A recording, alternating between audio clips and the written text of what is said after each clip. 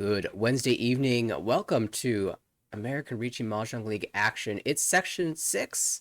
That means that final placements are going to be determined for all of divisions in the league, and we'll be opening up with Division A1, where the goal is to be at the top. Currently, Matthew sitting in that spot, top overall with plus 208.9, but the competitors at this table will be, well, at least a couple of them will be trying to catch up to Matthew, and the rest will be trying to avoid the relegation zone. Nathaniel here, joined by Jeffrey. How's it going, Jeffrey? Going good. Should be an exciting day. Session 6 is always a joy, one way or another. Yeah, and opening up very quickly are these players. We've got a very interesting group here. You can see split up apart across the division. All of the groups will be sort of spread apart in the standings as the nature of the snake ladder format here for the final pairings. But Korak, Arthur is the closest to catch up to Matthew here, about 90 points apart, but with 4 games to be played between the two of them, it will be an opportunity to make up some points right here. And Korak starts off in the dealer seat, not a bad place to be. Already Ishanten for either Chitoy or just a Richi Ipeko. On the right, I is currently sitting in 13th place with minus 52.3. Opens up with the Hatsu, just going to try to earn any sort of positive points in this series, not get too crazy. Across the table, Kaz is in the relegation zone currently, but very close to escaping. It's been an incredibly tight season, all I guess for the past couple of months. And you know what? All the players that were deep in the relegation zone had a really great session in round 5, so it's going to be close all the way through. And on the left is Peter, kind of sitting there in the middle, not really in too much danger of demotion, but not really in huge chance of promotion. So we'll see how he chooses to take the fight here. It is Korak open things up with a Richi. And Ipatsumo! Ipatsumo. That's a good way to start. With a Chitoy 2, that will be a Mongon 4,000 all, and Korak is sending a message. Hey Matthew, I'm coming for you. Yep, that's a good way to start. Win a couple more hands like that in the game. Get a bunch of points. Yeah, it's going to be exciting. Another good high pie here for Korak. 2 away from Tempai from the get-go. Of course, there's this door 2-mon in hand, and the question is, will we be able to draw around that? If so, what will we cut? Yeah, I'd be tempted to just get rid of it, but might give it a draw or two. Well, yeah, now I think we switch.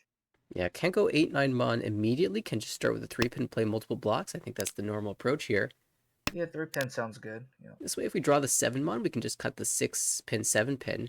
But in most worlds, we'll just be cutting the 8-9-mon anyway. It gives us a, one extra draw that's useful to us.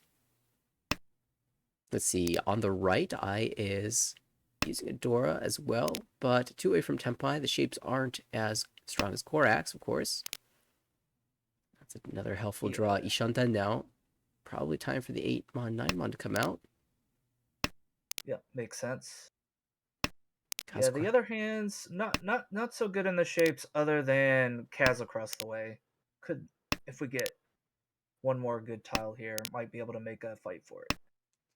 Yeah, I think definitely the closest player to be able to fight. Outside of, on the left, there's the pair of Haku, so we might be able to call and speed our hand up. Yeah, we might, let's see, who is that? Which player is that? Peter? Yeah, Peter might be okay with just taking a cheap hand here, moving the game along. Yeah, again, everything is going to be colored a little bit by the standings. Of course, Peter sitting in the middle doesn't need a tremendous amount of points. He can certainly, hope for a huge outcome and hope that Matthew drops a little bit. Might be able to catch him in the middle. Yeah, it just depends on, I'd be thinking it just kind of depends on what hands I get. The big thing is I just don't want to lose a bunch of points. That's right, and we see immediately Peter cutting Haku here against this Richi. Doesn't want to push anything dangerous. And Korak is not going to deal in. That's a 50-10 3-sided. Yeah, it is furry 10, so it's annoying, but it is 3-sided, so odds are you have a good chance of drawing it, assuming there are tiles that people won't need in their hand. Yeah, Quark trying to judge the safety of this Tuso says no. I'm just gonna hold the lead.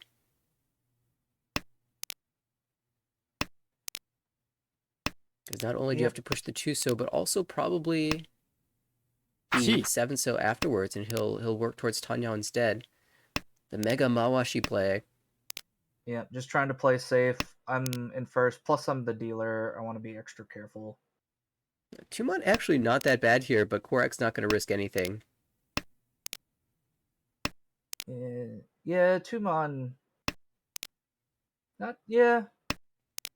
Six, seven, six has already been dropped. Seven's been dropped. So Korak cannot quite find his way back into Tempai, so it will go to Ryukyoku. Ka's the only player Tempai. Korak takes a look and says, "Ah, man, I could have fought that."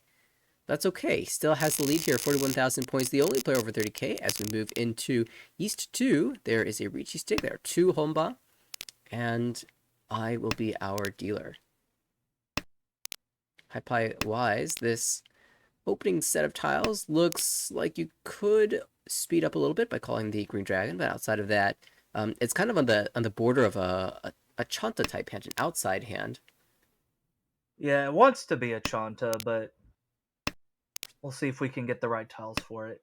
Yeah, kind of need this 9 mon. You could actually just call the 9 mon and cut away from one of your penchant shapes, perhaps the 2 pin, and then work your way back towards the Chanta later.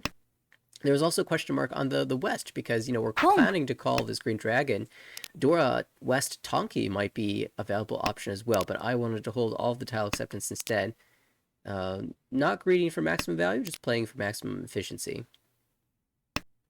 Yeah, and the 2 more west have been drawn and discarded as well, so it looks like Dora is going to be mostly a non-factor in this game. Oh, that's a nice fill, so we're going to get Tempai. We're Choosing going to the... go for the greedy play. I guess the greedy play would be cutting the 6 mon, huh? Yeah, but this makes sense. Taking the 3, and then if you draw the 9, you're really happy, I guess, if you draw the 9 here, right? Right. There's still some value winning a 1,500 point hand with the 1,600 points in the middle of the table. But of course, we'll be thrilled to draw a 9 mon for Chanta and Sanchoku both. It would significantly increase the value of this hand. Yeah, Chanta and Sanshoku, so very nice. There's the last Dora. Don't have to worry about that anymore. Quark is sitting Ishanten on the left. Looking around at the other hands, we see looks like Ishanten on the right as well. Oop, that one doesn't really fit in. No. That will come out. Yep. Not too expensive. 1,500, but it is a dealer hand, so we get to stay dealer. 3 Not gonna home complain now. too hard about that. Ooh, that's an interesting high pie. Yeah, 2 1s, 2 9s. I immediately think of Chunen. But obviously that's a little bit of a dream here, although that's a 3 pin. We can start, you know, cutting away from... Six or so? Yeah? Oh, not going to hedge the option at No. all. No. A tear rolls down my cheek. Boom. And that is an aggressive call there from Korak. Basically announcing... Well, it's got some options. It could be a Honitsu type hand. It could just be Yaku Hayato's Ge if we pair up the Haku, but most likely just a Tanyo. Okay. Well, we're still hedging the Honitsu. Yeah, we got a good Rionman shape, so we'll hang on to it for a while. Oh, the 9. Ooh, the 9. Ooh. Oof. All right, I'm just gonna spend the rest of this hand regretting the early 9 pin cut. We'll see. And, Now Korak's got a choice to make. yeah, now we got to do Tanya, right? Yeah, possibly. This is where we'd like to have the 7-so back, but we still have good draws. And in the meantime, Ishantan. Yeah, would really like the 4 pin to make that a Pinfu hand as well. Yeah, but most draws here will give Pinfu, and I'm curious, you know, at the odds of getting Itsu on top of it. Say you draw the 2 pin. What is your choice there? Well, I's not going to consider that at all. We'll hold the Dora instead. Yeah, drew a Dora and decided. Is that the? I think that's the first Dora drawn. It is. So, kind of interestingly enough, it's like it's kind of getting late to just drop a Dora out there. But interestingly, it is the first Dora drawn. But that just means we're Oh, going to draw a second one.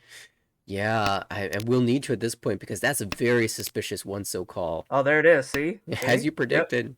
Yep. Now we drop our 1 pin pair. Yep. There we go. We can get Perfect. Pinfu and Dor too. Korak now has that Tanya Ishantam. Kaz with that call is just sitting there Tempai for Hatsu only, waiting on the 2-mon, which is very held. So really, I probably has the best chance of winning outside of maybe Peter stealing it away across the table with maybe a Tanya Ipeiko or something like that. Yeah, I was trying to see like what draws we could get here and how likely are they. Kaz draws the door and immediately hesitates, says, "You know what?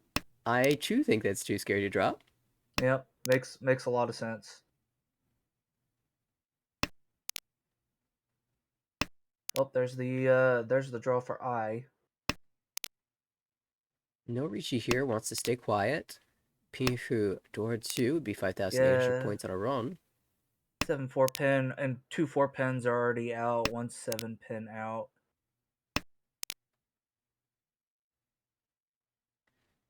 Yeah, it's a middleweight, and so many of those tiles are out already. In fact, there's only one left in the wall.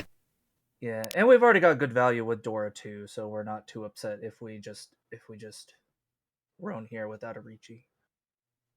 Yeah, if 6-pin is safe, then I'd like to just throw it out, Sumogiri. But it's not guaranteed to be safe, so 9-pin will come out instead.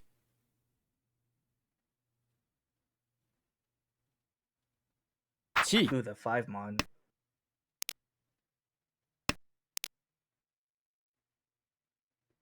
Kaz still not Tempai after drawing the door up. We'll just cut the 1-mon.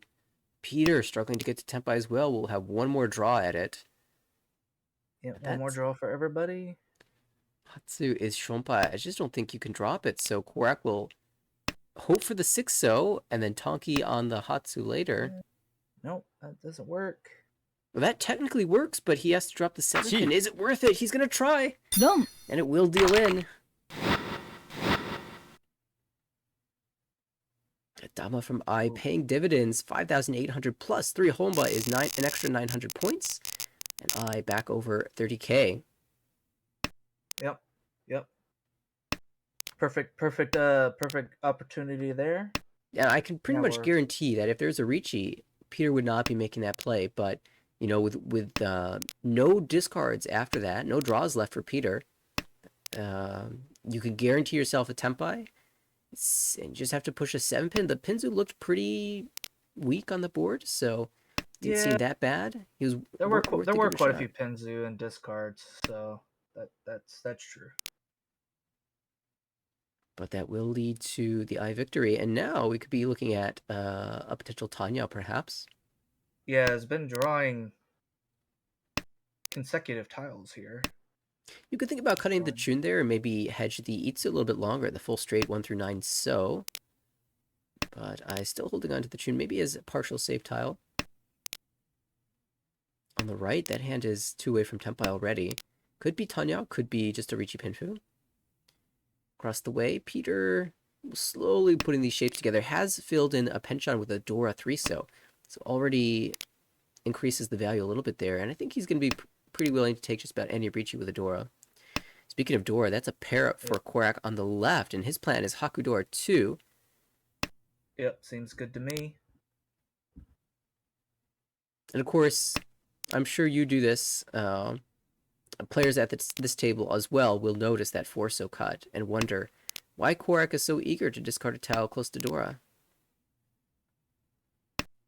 Possibly. It is still it's first row, so maybe a little less suspicious, but yeah. Now here, this is interesting.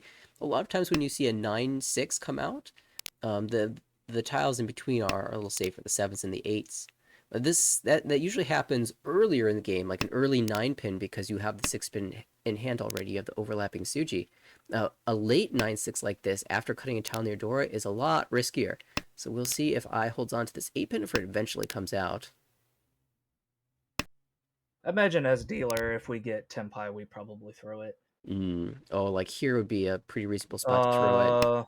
Because again, we've got Yeah. that Itsu chance, so I Yeah. will toss it out, but that will deal into Yakuhai Door 2, and that is Korak dropping I back below 30k, and thus holding on for that bonus 5 points of Uma. Still, a lot of game yet to go.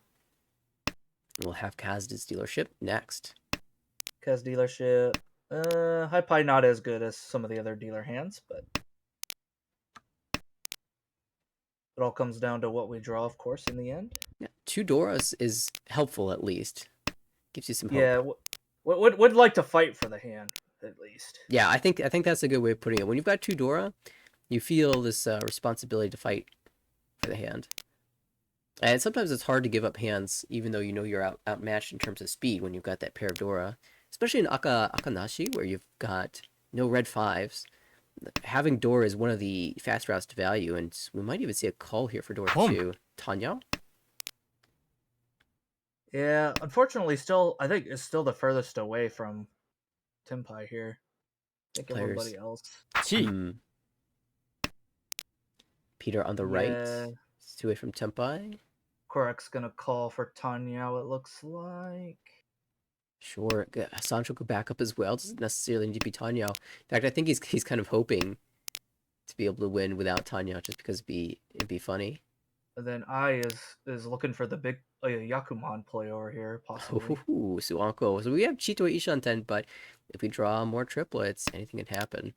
Yeah, at least had the decision to drop the 8-pin there and decided not to. Decided to at least hang on to it, which it's early and none of those tiles are out yet. I don't think so.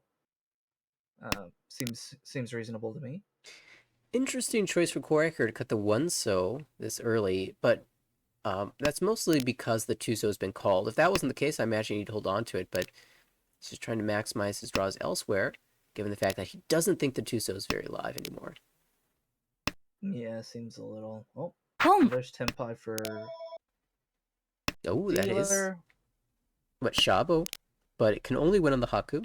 Yeah, can only win on the Haku for Haku. Door 2 would be happy with that. Door 2 is always good. And in the meantime, I on the left has got that call of the 6-0, hoping for calls of the 6-mon and 6-pin as well. We could see a Doko. Oh, I didn't even notice that. Yeah, it'll be Doko Toy Toy. That'll be fun. That would be quite exciting. But 6 is a little bit harder to come out, typically.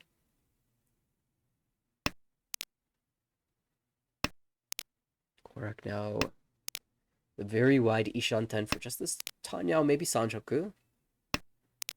Yeah, but is in first place, so it's probably happy just to take 1,000 and move on the game. For now. If you're Kaz and an 8-mon comes out, would you pull that? That'd be very tempting. Oh, well, we just had a few very exciting draws, but Kaz will find the Tsumo here, and because it was on the because it was the Tsumo of the Yakuhai tile, that will give extra fu for 26 all. And nice. I had just drawn into Tenpai for that. Yeah, they drew Toy. one of the 6s, right? Indeed. Yeah. But back to back good draws. In fact, Quark even drawing the 8-mon held onto it, so we didn't get to see that question answered. I was just thinking like Korak is the most likely, maybe the second most likely person to drop it, I being the first, but held on to it. Yeah, I mean the problem with calling the 8, which is very tempting because it's Dora, was then your White Dragon is now your pair, and now you have no Yaku, so you have to pair up something else. Yeah, of course. And it's just like calling, you drop the White Dragon, then you cut the second White Dragon for whatever Tanya tile you drew. Yeah. Sometimes when it gets late, sometimes you get suspicious that you're mochi mochi on the dragons, and that might be the more likely option to win. Right. Tough call to make.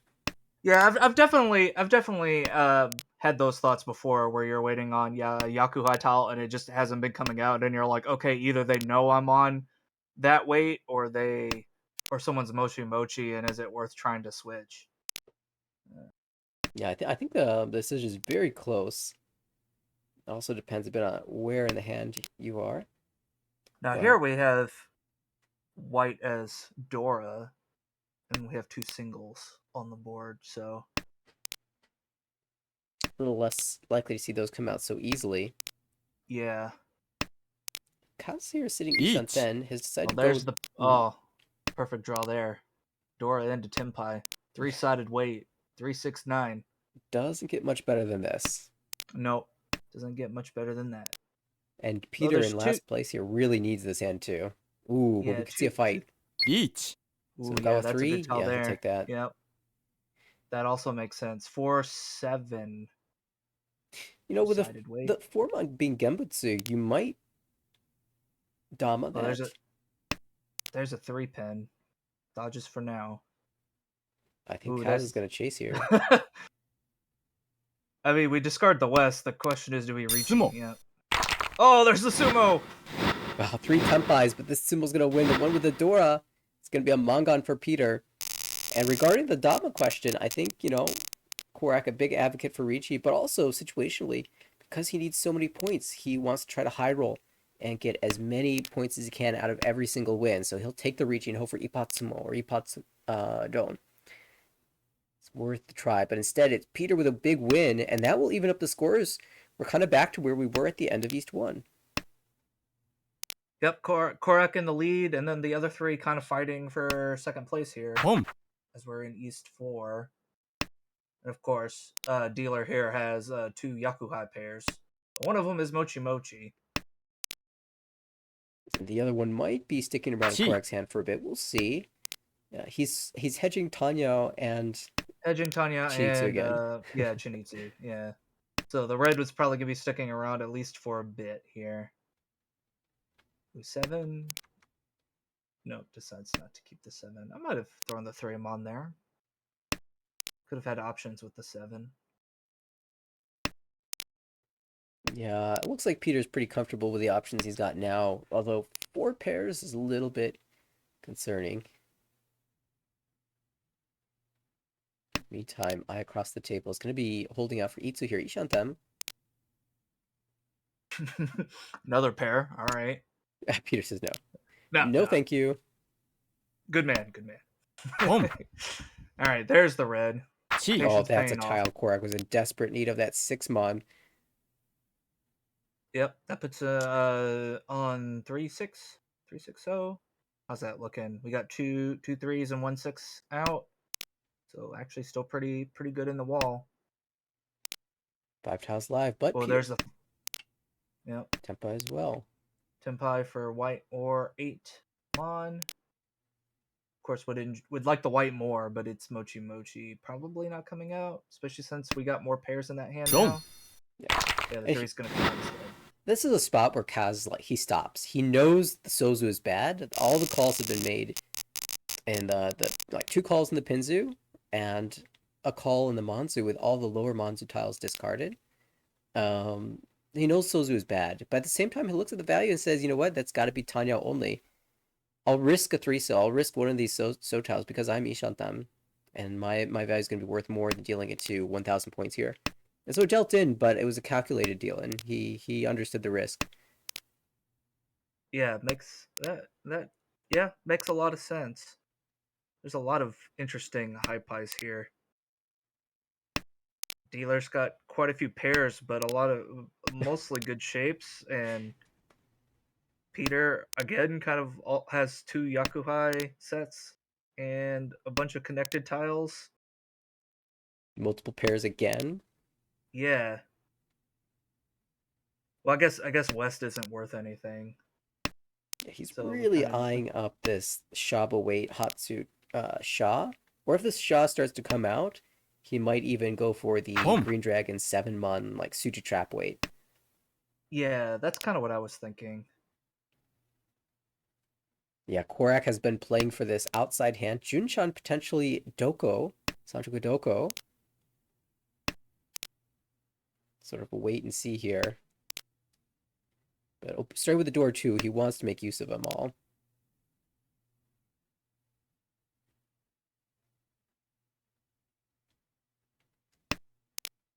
on the right. I probably the closest outside of Peter.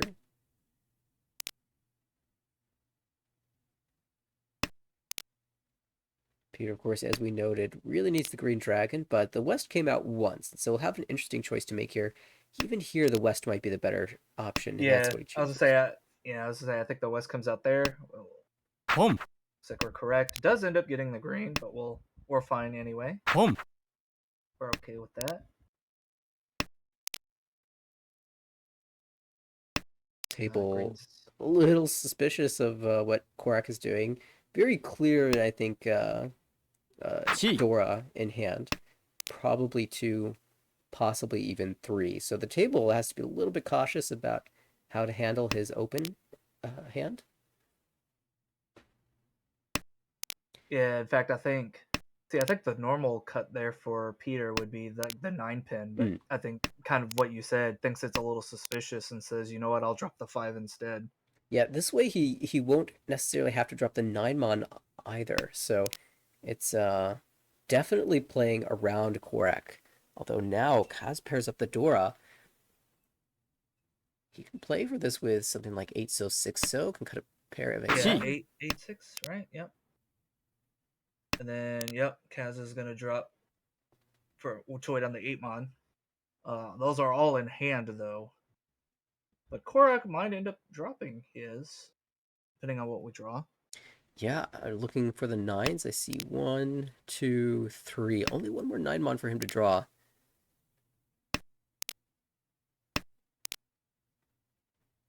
At this point, Korak might just have to play for K10.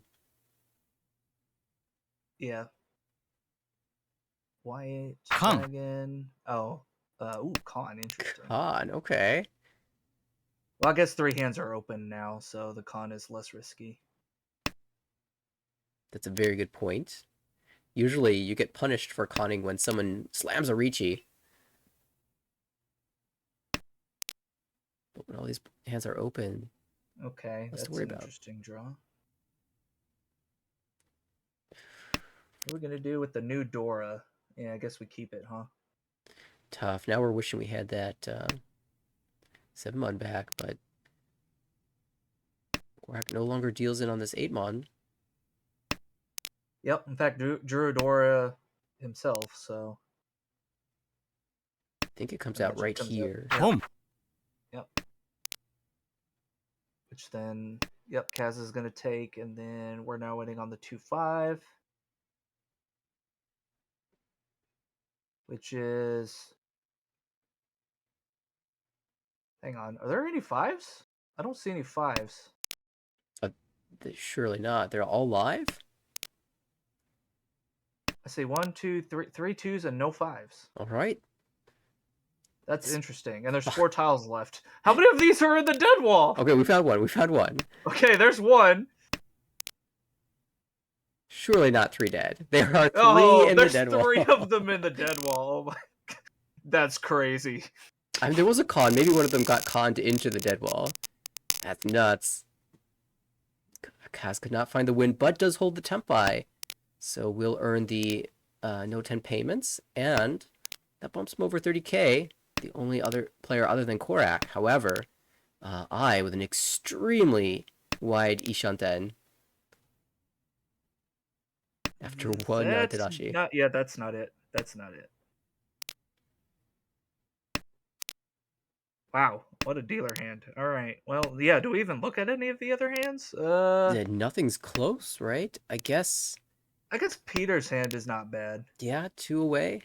Callable, but Mochi Mochi on the Haku. Yeah, Mochi Mochi on the Haku.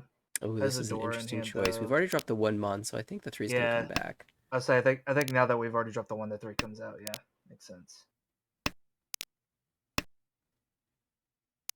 I do think it was probably a little bit more efficient to keep the 1 mon than the 2 mon here, because we already accepted the 5 mon. So getting the 1 mon and 4 mon into tempi might have been a bit beneficial. Another possible Chanta hand for Kaz. A lot of Chanta draws today. This is But just good there's enough. our. So that's 5 8. And the 7. Three-sided. And so, oh yeah, because 7 can be the pair. That's right. Yep. And Peter will call, but that gives the sumo tile. No ipatsu here, but Richie, sumo, dora, no pinfu. 2,000 all is a tidy sum there for I. She'll trade places with Kaz, and they will now be just a mere 8,000 points away from Korak. Yep, back above 30K. That's a good place to be in the dealership, and that was an interesting high pie in a different way. Seen a lot of pairs in just around the board. Yeah. Korak's hand has a lot of pairs, but they're also connected, so could do a lot of things with that hand. That's usually the hand I draw and I get really excited about because I'm like, I can do a lot of stuff with this, and then I draw nothing but like wins the entire time, and I'm just like, yep, this hand went nowhere. That's the tragic thing about having a good high pie is typically your draws are less useful after that. If you have a bad high pie, almost every draw is more useful than what you've got. Exactly. Oh, the 987. Kaz now Ishanten pretty wide there too. Let's see what we got. Ooh, the 2. Yeah. Sort of suffering from the same fate as Korak though, with 7-6, so 8-pin, 7-pin. These tiles aren't helpful. We need the right mon tile, like 3-6-9, 4-7. Hey, there's a tempai. I would say almost any like upper mon tile, I think, gets it. 1-so, 4-so, Richi, Pinfu, potential Tanyao as well on the 4-mon.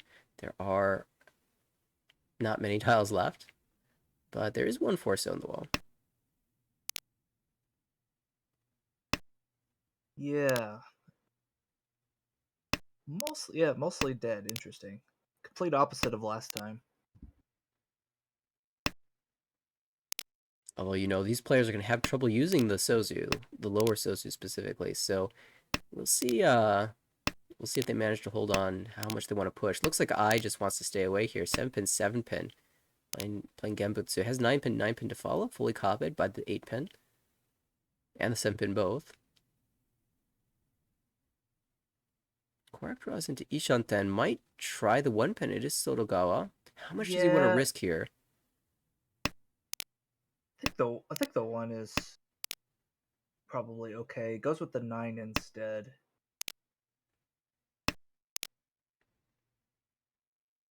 Suji has a pair to cut as well, so he's playing this very defensively. And yeah, now giving up complete with the 4-mon.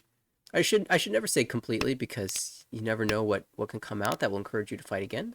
As we can see, the 1-pin is now safe. But yeah, it looks like he's playing full Betaori, cutting the 4-pin even before the 1-pin here.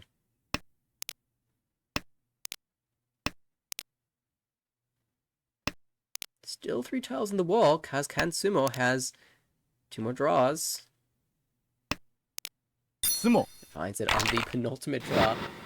Each Sumo Pinfu. Cannot find it, but that is significant in the sense that he has taken over second place over 30K and now is dropping Korak down to 37.4. Yeah, it's a pretty good position to be in Cell 3 if we can get any sort of decent dealer hand. Now, this is a pretty low Shanten hand, but it's got a lot of Kanchan shapes, so we'll see if Kaz can improve there. The Sozu look great, and now the Mons will get an improvement, so this is looking promising. No Dora, but could see a dealer repeat. On the right, Peter has paired up the Red Dragon. We can call that for Red Dora 1. Or we could just draw it ourselves. Draw it ourselves always works. Yeah, Slamorichi for value. Interesting spot here for Peter being at 21,000 points in 4th place. 7,800 point gap. You don't really want to be calling for 2,000 points, even though you have a final dealership. So getting these fills is crazy. Yeah, drew the 7. And now it just needs a connector tile to the... Well, no, it needs a pair. Pair, basically, pair. yeah. Yeah. Now, Korak, not afraid to open here. Shanten. Going for south only. Just wants to lock in first place. Ooh, 9. We'll just toss it back out, anticipating the 7 so draw will lead into a good Nobiton shape anyway. Doesn't want to lose any acceptance of the upper Manzu. Oh, we're gonna get okay. I think I see now.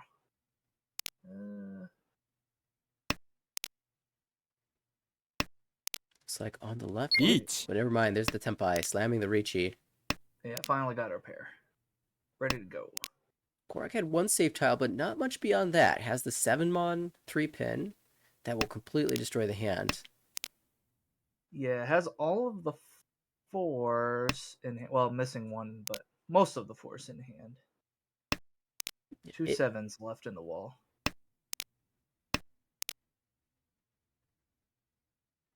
Ooh, 8. Not a good tile. Yeah, I went for the 3 instead. Makes sense. So Korak has to play the defense dance, and Kaz has a choice to make. How much does he want to fight here? 9-mon is 1 chance, but he'll go with a safe 1 pin instead. There's the 7. There's one of the 7s. So 1 more 7, 1 more 4 left. Kang. Con Rinshan! Oh, caught in a Rinshan! Oh boy! That flips another Dora. Oh! That's one way to do it. Ooh! All of a sudden, the tables have turned. It's Peter with a chance to take over first place. Who wants 2,000 points when you can just draw perfectly? Con into Rinshan, flip another Dora, hit an Uda. Why not? Get the full value. So we're 1,400 points behind first, so we need just over one Han.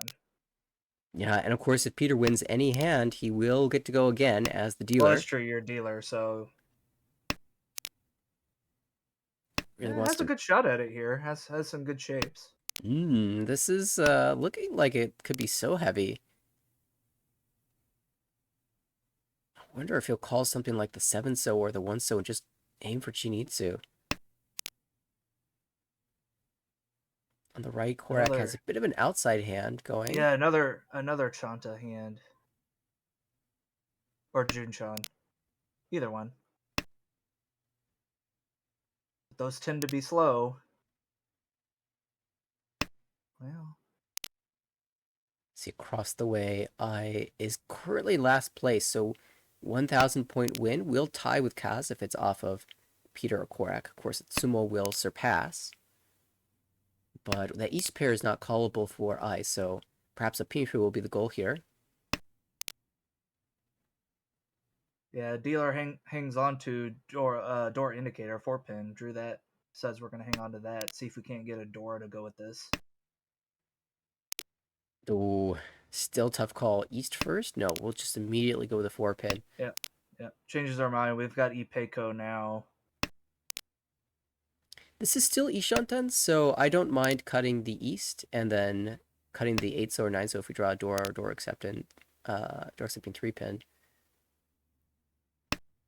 But now it looks like not only wider Ishanten, but also much more likely to turn to Chinitsu. Chinitsu. Chi.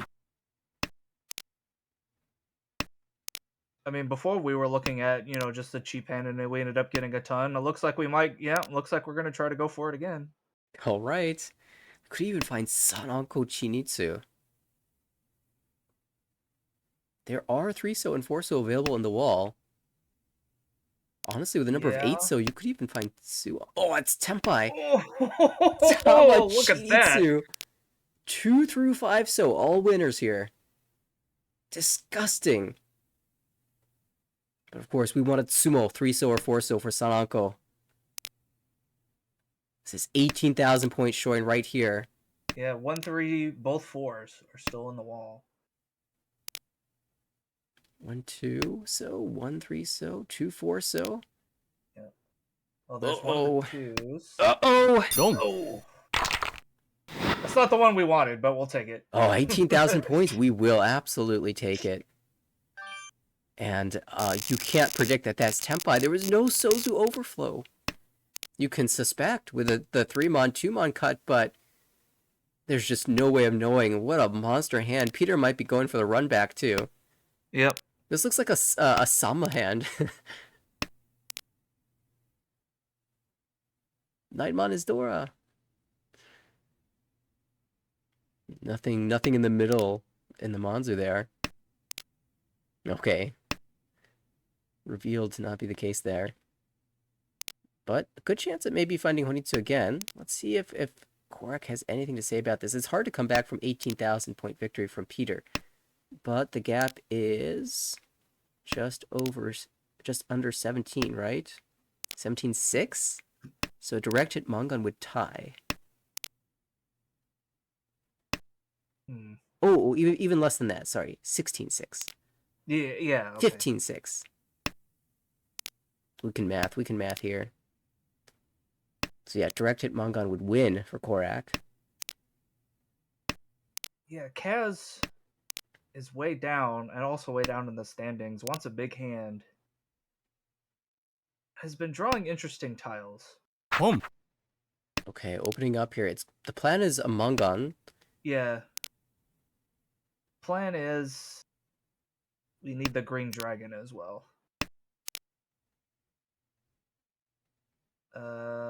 Interesting. 9mon? You could 9mon and hope for Toy Toy. Because then you have Toy option, right? Thinking about it. Yeah. Okay, just go with the 9mon. Yep, A Hanemon would be pretty significant here. And there's only end mon tiles out, so Peter not willing to let this lead slip by. We'll just cut away from the Sozu now. I don't think he has any interest in dropping any mon tiles for the rest of the game. Ooh, there's the third green dragon. What do we drop now? 8 mon would be 10 and 4, so 4 mon, 7 mon. Yeah, say 8. It's gotta be. Yep. 4, 7. And then but if somebody drops one of ours, we could try to play the greed and go for Toy. Yeah, I think that will be the plan here. Now, if I drops the deal-in tile, it still won't be enough to exchange places.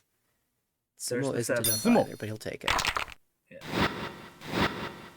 So confirms 4th, but minimizes the damage. Yeah, minimizes the damage.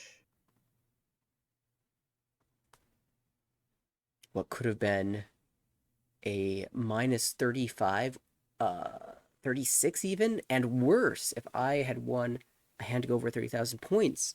That could have been something like a minus 40 for Kaz. So gets a big monk on Sumo to limit how far things are going. But the big winner here is actually Peter, stealing it away from Korak, who had that huge hand in East 1. Peter with a bigger hand, a Damaten Shinitsu with Sun Uncle potential. The rest of the table did not stand a chance against that. Korak will pick up positive points here, plus 7.3. We'll keep an eye on his gap to Matthew, which is currently 85.3, and still games in hand.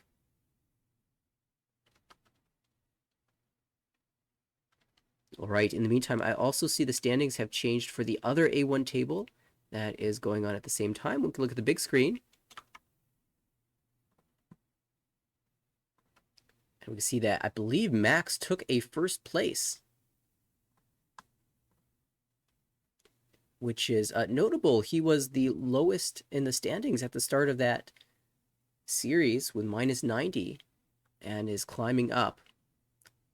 They will be playing 2 games today at that other table with Max, Dustin, Jonathan, and Aaron, but 2 more games to be played next Wednesday.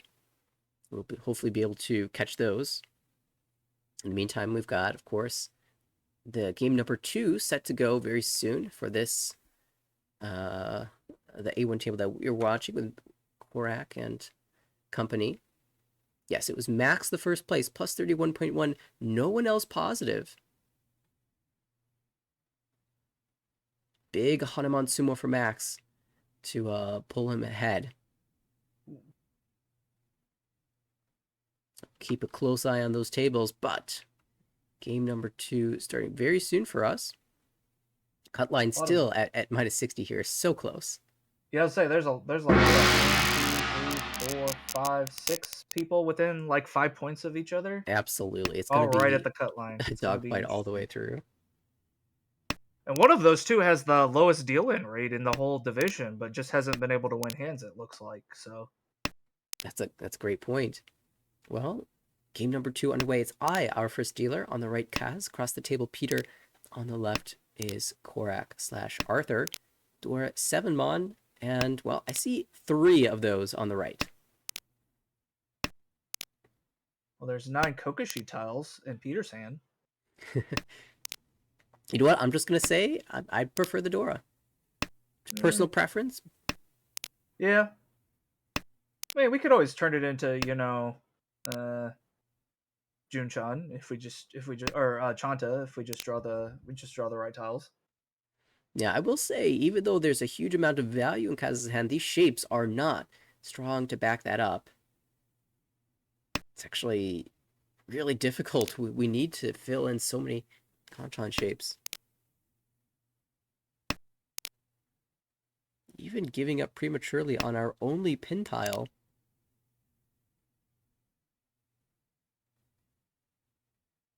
See, we're missing Green Dragon, one pin. Peter trying to disguise this as much as he can as a Honitsu. None of those are more than once out. Oh no, there's 2 Green Dragons out. Oh, Quark finds the first Tempai. 6-9 so is the weight. Richi Pinfu. Dora 1. Classic slam. Dong. Oh, and Kaz drops Ipatsu. He had the value. He had the Dora 3, but this is going to be a Mungan for Korak. 8,000 points, and just as we saw in the last game, Korak getting off to a good start. We'll see if he can hold on. Yeah. Oh, we'll just start with a Khan in hand. Sure. Oh, I see. Across the way with Korak. Yeah, we'll probably hold on to that for a bit. Yeah, not gonna con it immediately, but it's always interesting when you start with one. You're like, well, Korak's probably thinking, my most efficient cuts are 7-so and 8-mon. One is a good floater, the other one's Dora. So let's just cut the 1 pin, aim for Tanyao, and see what happens. Right. The dealer hand is also looking good here. Yeah, lots of pair options, so we'll see how this develops. Could consider pulling here, but lets it go. Not willing to open up the hand too early on. Similar to, what Korak did with the 1-pin pair cut. You don't want to lock your hand one direction or the other too early in the hand. You want to give some time to let your draws determine the direction you want to move. Yeah, generally if you don't have a Yaku yet and you call too early, you can end up needing like a very specific tile, and then most of the time, or at least it feels like most of the time, you won't get that tile. So. Yeah, this 8-so a little less useful because we've already dropped the 9-so and 2 more 9-so have been discarded. So, you shouldn't really ever fear the Furi-ten, but you should be wary of it. And in this case, because we have a limited chance at drawing the 9-so back, I almost prefer just cutting the 8-so back and aiming for Tanyao. Particularly when I see Korak also opening up for Tanyao, I might need to match that speed. Chi.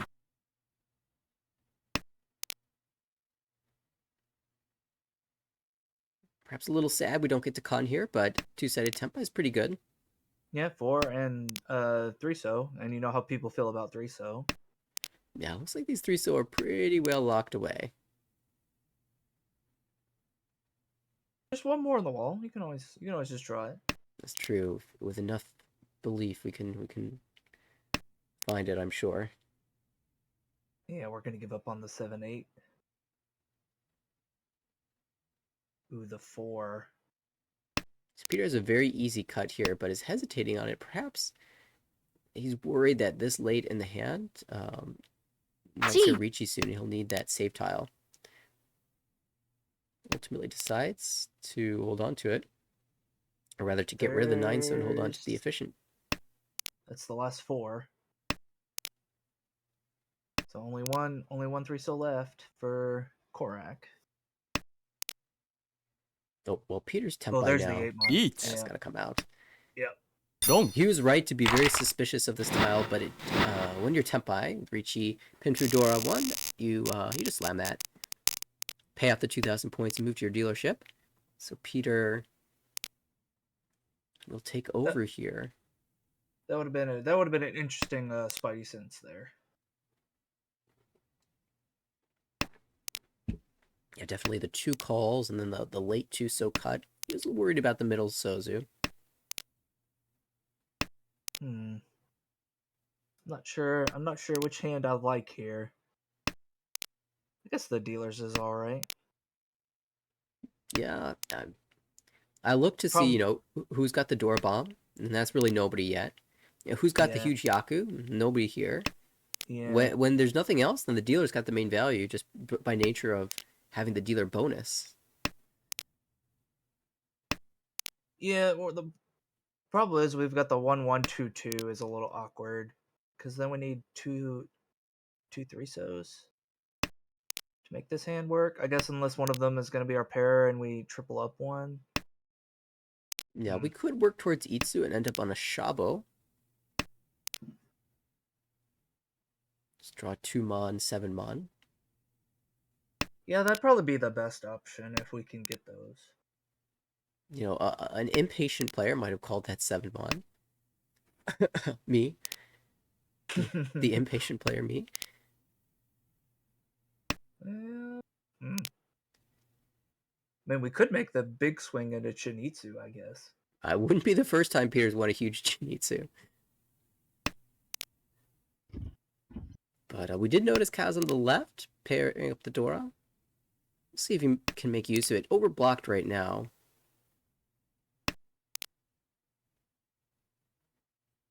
No, decides not to make the swing into Chinitsu. Hmm. But got another pair out of it, I guess, because he drew the 5, so now we can use the 5 mon as a pair. Yeah, a little bit awkward here. The overlapping acceptance is pretty weak. Yeah. I say it's still not great. And we kind of gave up our Chitoy outs as well. So we'll there's the 8 pin for I. It's a great fill. Ooh, gets rid of the Dora shape. Interesting. Chi. Okay, Chi. Peter sees the path. To Itsu we go. But again, for I, this isn't the first time we've seen it. Oh, backfire. There it is. Unfortunate. I tends to take the most efficient route if it's presented. Even if that means sacrificing a little bit of value. And that's fair. Efficiency is king in this game. No, it makes sense if you're not worried about throwing the door out. Yeah, I'd be a little concerned if I see a terminal call like what Peter's showing here, but it wasn't taken. So yeah, wasn't taken. So in fact, gonna toss the door out as well.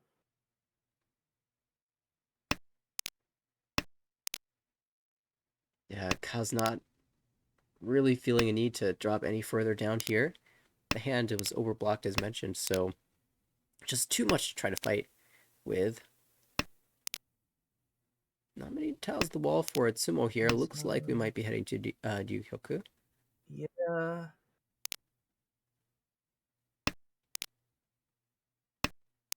Yeah, only 1-2 left, I think.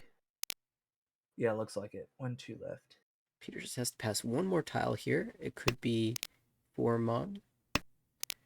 Yeah, 4, and this will probably be. Oh! Well, the last 2 was yeah. It was the perfect spot. Perfect. In the perfect spot. Gets the Uda as well to make that a Mangan, and that's a pretty significant hit there for I. You know, when I see only one tile in the wall, I assume it's not showing up ever, but I proves us wrong. Last two Mon, last tile of that weight entirely. Haite Sumo, each Pinfu with Ooh. Uda. And then I starts with double Dora. Okay, let's take that and run with it. Pretty close to Tempai as well. Uh-huh. 2 away. Yeah, we need a good Monzu here. We'll be pretty happy. Just about any lower to mid Monza will be happy with, but 6-0 is interesting. Can work towards Ipeko. Yeah, that makes sense. Drop the 8-pin. Gives us the most options. Certainly the most efficient. Korak, though, spicy 7-pin draw. That's one of the tiles we needed. Speaking of spicy. Okay. 5-so. I don't know if I would have chose that one, but I don't hate it. Yeah, this is really exciting. We could have Saranko Tempai. I think cutting the 1 mon or the 5 mon is pretty normal there, but then you draw this into Tempai and you'd have a choice of if you want to take that Conchon or not. Oh, but let's see, who is that? That's going to be, Kaz is waiting on the 3-pin, but 3 of them are not coming out, so there's 1 left. Oh, interesting choice for Korak here. Does he cut the 4-so, 6-so, and hold that nice double diamond shape that accepts 369? Looks like the answer is yes. No! I'm going to trust the last one again! I almost want Kuri Tenrichi on the 4-mon. Just because the value is so much better if you get Junchan. Yeah, I mean, it was sumo only, but wow. Okay, sure. Yeah, that shut down some pretty big hands there. So we'll take that and send us to South 1. I mean, if we go back and look at that in the replay, we'll actually probably be pretty happy with that decision. But in the time, you're like, I don't know if this feels right. And you're like, man, I should have reached it. It would have been Ipatsumo. The odds were not as bad as I thought. No, they were just as bad or even worse than you thought. Yeah. All right. Let's see. Oh, Peter has a bunch of pairs in hand. 1, 2, 3, 4. And they're all middle. Except for that one. We just got the okay. Oh my! Never mind. That Suji trap was going to be so good, and now it's not. Yeah.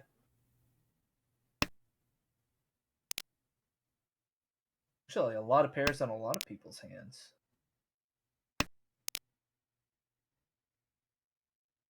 Dora 4-pin pair in particular is extremely relevant for Peter.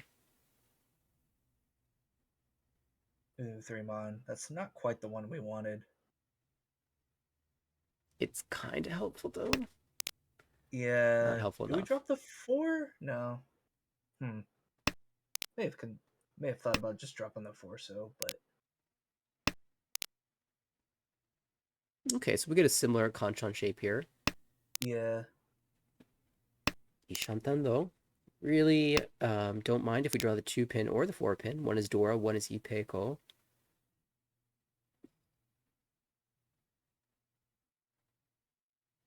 Korak has to decide. What if we draw the 3-so first though?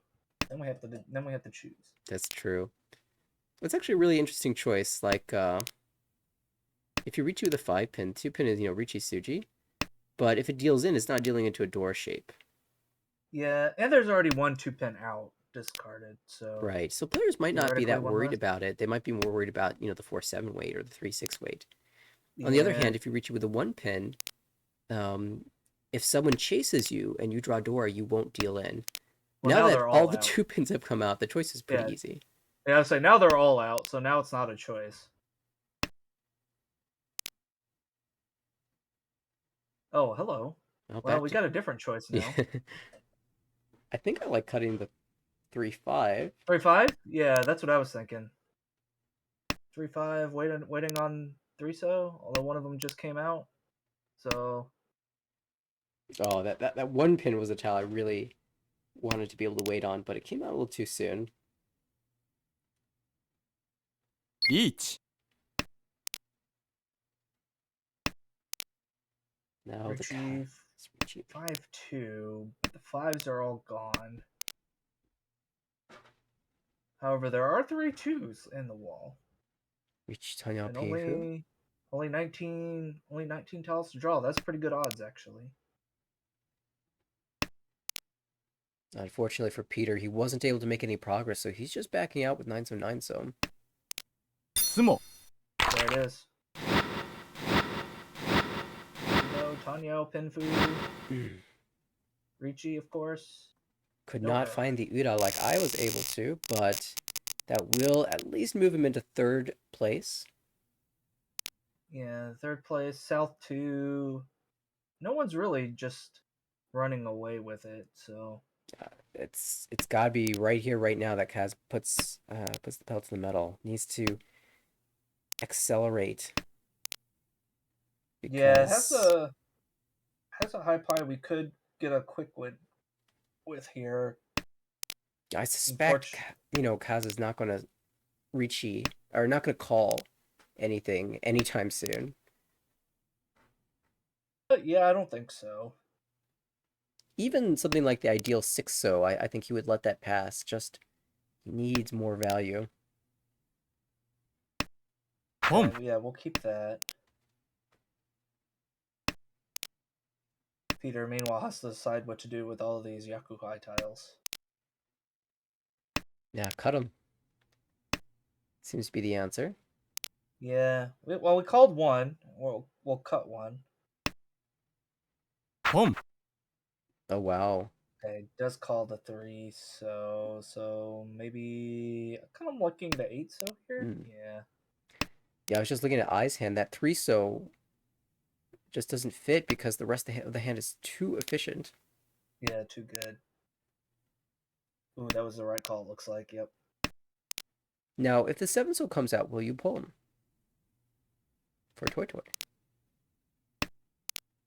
I mean, yeah, I thought that was the plan. Okay. It does, make our weight a lot worse.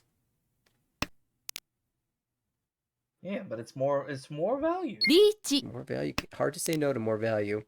Well, now we've got a little bit of a problem because there's a Now Ricci. there's a Ricci. Yeah, now there's a Ricci. So now maybe not. Maybe I'll just... リーチ Especially with no Dora in hand. Now there's 2 Ricci's. So Correct. now I think you definitely don't. Yeah. Now I think you keep the better weight. Well, there's one of the 7s. Well, Peter's staying with this. Here's that 7-so. How greedy do you want to get? Yeah, Let's we just pass. talked about it. Oh, there it is, 7! Come on! Oh! Uber Takame, Tanya with the Ricci sticks for Kaz, but Korak's got Tanya and Sanshoku to accompany this Ricci. That's a Mangan. And the tables turn once again.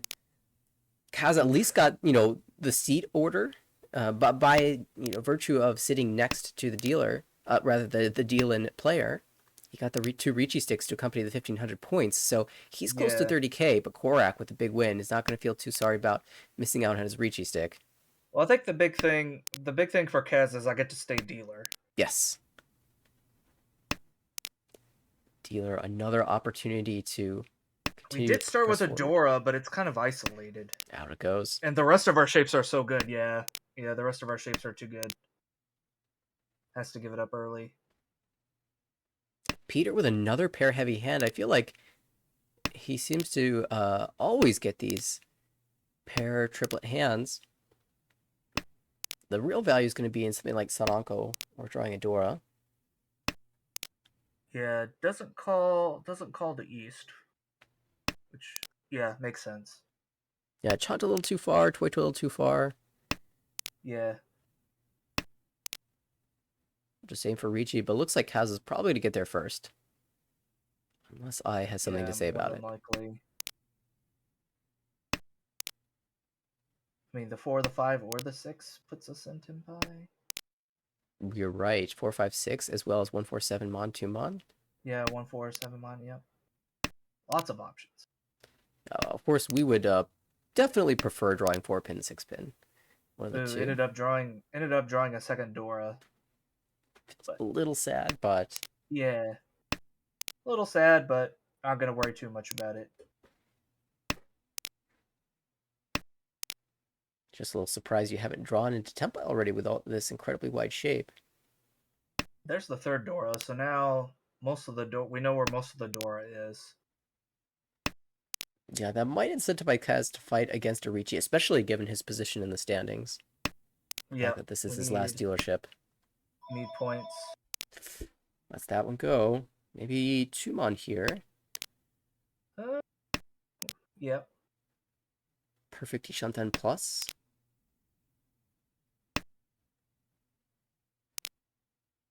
Ooh, you get your choice. Looks like 5/8s come out a little bit more than 2/5 has. Yeah, I was gonna say I see a couple more 8s, so probably just throw that back, right? Ooh. Interesting. Besides the switch.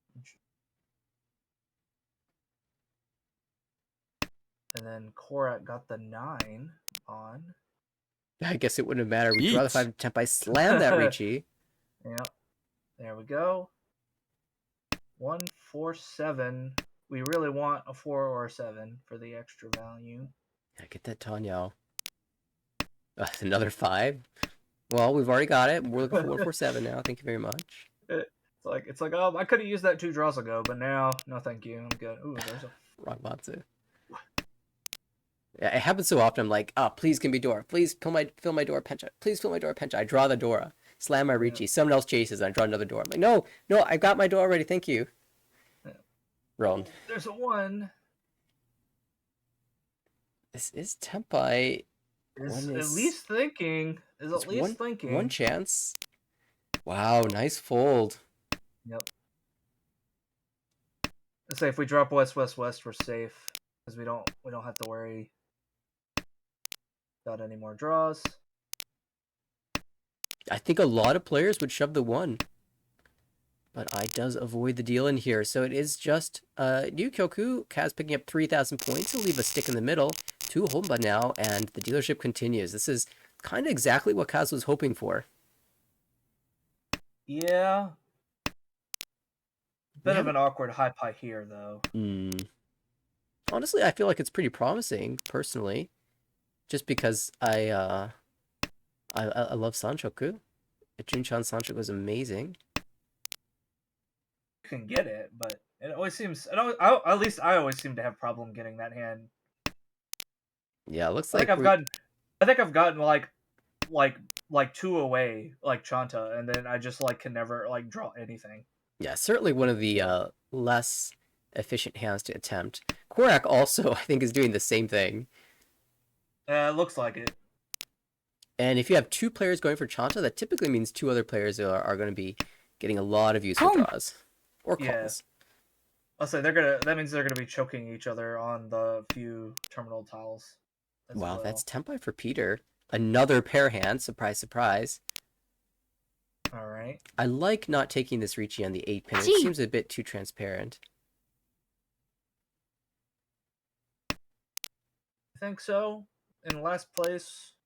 Well, I guess it's only South 2. Oh, no. Well, okay. Yeah, okay. Wait one turn. With the 6-pin pawn, it's not as bad. I did forget about that momentarily, and I think he decided after the second call that it was worth taking the Richi. Yeah, you could see I thinking it's tough. That was a Sumogiri Richi. I think I saw that as well. Mm-hmm.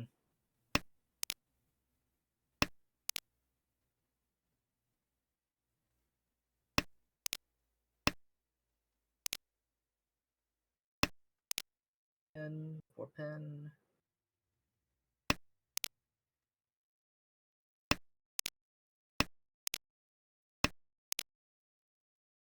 Yeah, people playing as safe as possible here.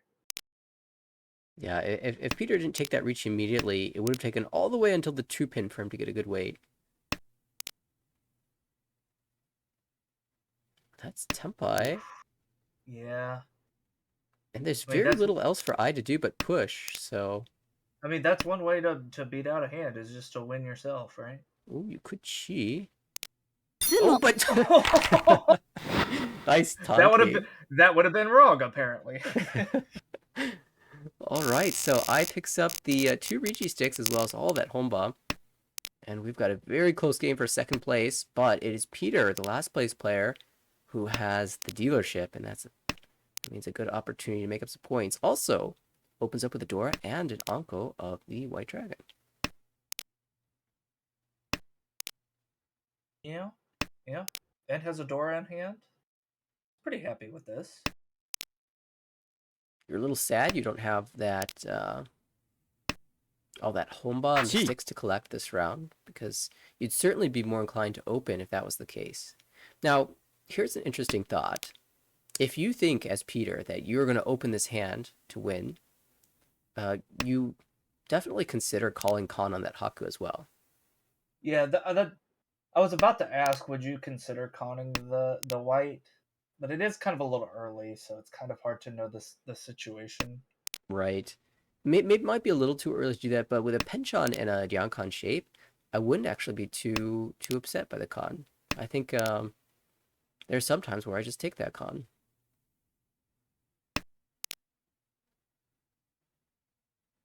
Yeah, tough on the third discard, but yeah. Of course, if we can slam a Ricci, that will be the most value for us.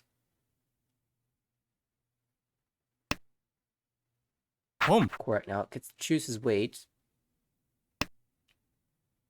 Unsurprisingly, chooses the Nobutan shape just because the 9 looks pretty safe against him. Yeah.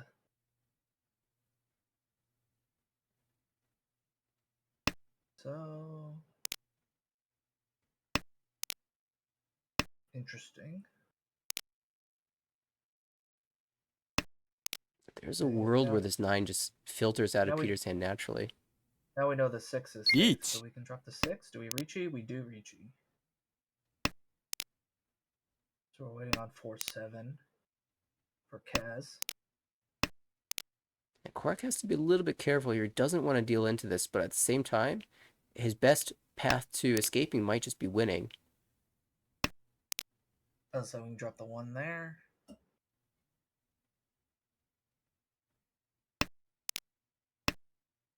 Dong. Oh, yep. Works out. There it is. Takes the Ricci stick as well as the 1,000-point victory. So going into his final dealership, the question is now, how much can he milk this? How many points can he steal away from the table, if any at all? Yeah, how many points can I steal, or how many safe tiles can I draw in my hand? Certainly a little bit of a difficult high pie here. Has enough blocks, but a couple weak ones. 1-2 in particular comes to mind. No Dora. In fact, nobody has Home. I need 2,700. We might be able to make that work. Certainly. Ricci. Just reach Tsumo Pinfu. Yeah. Then Kaz needs any hand to get about 30,000. Then certainly he's got Honitsu in mind here. Yeah. It's gonna go for the Honitsu. And then Peter just kind of wants to limit the damage. And has some good shapes. Among Unsummo for Peter will put him in second. Well, that's true. That's true. That's a Dora. If he could work like a Ricci Tsumo Tanya Dora, that would be all he needs here. It's a little sad that he needs the Ricci here because he's getting so many good tiles from Kaz. The 3-pin, 6-pin has come out a bunch. Yeah. There's a 1-pin. That's Tempai. Tumon Ricci? We gonna thinking about it. Well, can either do the 2 or the 6. Yeah, you want the one that will give you Dora. Well, you want the one that'll give you Dora for value, but also people aren't going to drop the Dora, which means you're going to have to draw it yourself. Yeah, but we want to draw it anyway. 2,600 is not good enough. So we need That's Sumo. True. You're right. Yep. I guess it will be good enough for second. But also Kaz cannot, keep any Monzu here. Oh, there it is. Perfect draw. Sumo. Wow. Each Sumo Dora no Ura, but that will be enough. That will put I over 30k. Korak, a little sad that he loses the 5 bonus points of Uma, but you know what? First place is a solid result. So I believe he's won about 34 points in the first 2 games of the series. So he's making a dent in that gap to Matthew. And I also with a positive result here, plus 6.3. Kaz takes a minus 6.9 for third, and Peter, the minus 26.1, has finished pretty even on the day. So, looking at the updated standings, we've got Korak now second in the division, plus 150.3, a gap of 58.6. And again, that's pretty close to what he actually got, so has a shot at it here. Now we've got, for the rest of the players in this game, Peter still sitting right there in the middle. Pretty comfortably safe here. Probably going to be fine, but anything can happen in 2 games, especially when the cut line is this low. For I, still hanging around right about where they started, minus 57.3, so barely hanging in there below the cut line. And Kaz has dipped down just a bit. I'll take a quick peek at the results from the other game, because I believe the Aaron, Max, Dustin, Jonathan table has finished their game number 2, and Dustin was the winner there, plus 30.0. Jonathan got a positive score, 12.5. Max, a positive result as well, plus 2.9 for third.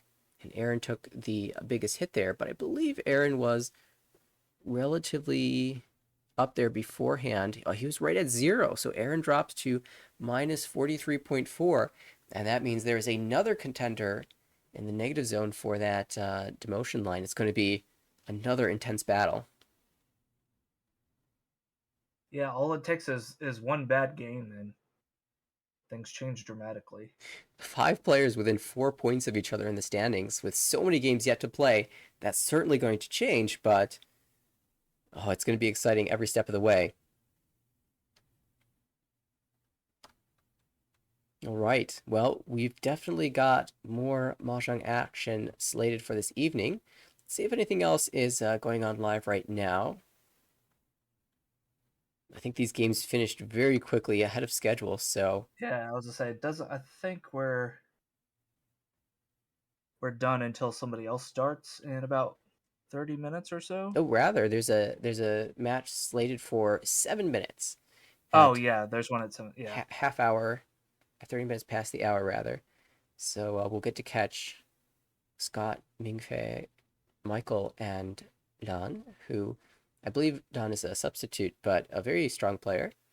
And they've substituted quite a few times over the course of the American Richie Mahjong League, which is awesome. It's so great to have a big pool of players that is willing to step in when needed. I definitely appreciate all the effort that our substitute players put into making sure the league runs smoothly. And of course, we welcome everybody to join the league. And even if you can't participate on a regular basis, you can certainly act as a substitute player should the need arise. Particularly for players who are, anticipating joining the fall season. If you sign up right now at our website, AmericanRichi.org, you can get into the server a little bit early and then have the opportunity to dip your toes in, play as a substitute, and check out what the league has to offer. And yeah, certainly visit the website there. You can also check out all the standings, even if we're not broadcasting. You can keep track of all the excitement that's happening in Division A1, A2, and beyond. It is session 6, which means the final session before we turn it over to a new season. And that means the deadline for registration is approaching very quickly. I do believe that it is the 16th of September. So you've got 5 days if you want to be part of the league. Open to U.S. citizens or residents. And the main basis of the league is 6 2-week periods within which you play 4 games with 3 other players. Of course, you have to schedule those games, whatever day and time works best for you and those other players. Coordinate that and find a good day. And you don't have to play all the games at once. As we are going to see here, both of these A1 tables are playing 2 games today and 2 games next Wednesday. So we'll get the conclusion of these series in a week's time. And yeah, it's a ton of fun. Jeffrey, how long have you been in the league? I think this was my 5th season. It's over a year. Yeah, over a year now. Been a little up and a little down,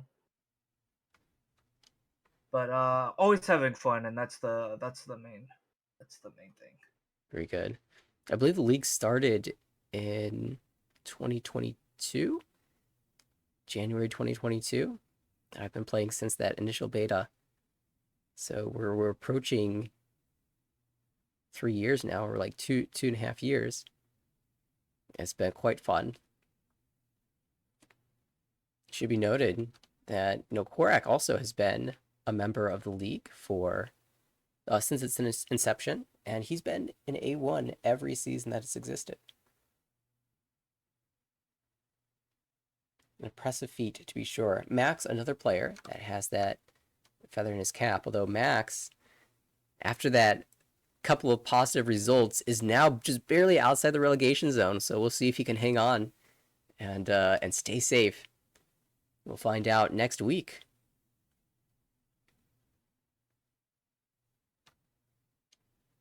Oh yeah, I think we just hit 8,000 games or 8,001 now. Yeah, seeing it That now in the completes chat. the one we did now. 8,001 games, impressive. Who did end up getting the 8,000th game? I guess that was the Division A1, huh? Yeah, the table that we didn't cast, I think, was the 8,000 table. Their second game. Very good. And I do see the game has started a little ahead of time for the C1 matchup. So let me go ahead and pop up some new players for us to look at. I'm not necessarily familiar with all of these players, but I know it's going to be fun to watch. I recognize Scott has been in the league for a while. Scott G. Michael L. I recognize this name versus Bishop.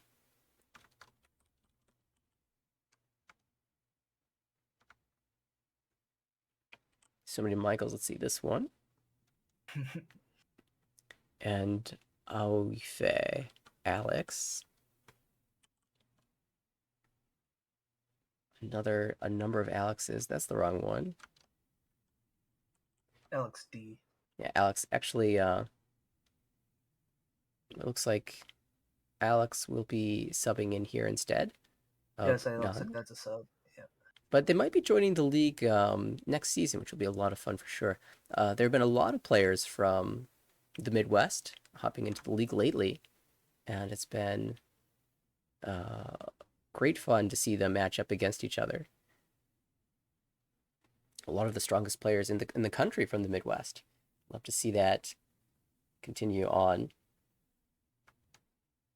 as a Midwesterner myself.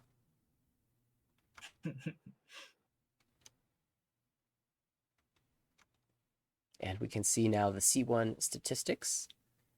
Gino up at top, plus 257.9. And, for people who are not familiar, there's a new bonus now in the C divisions.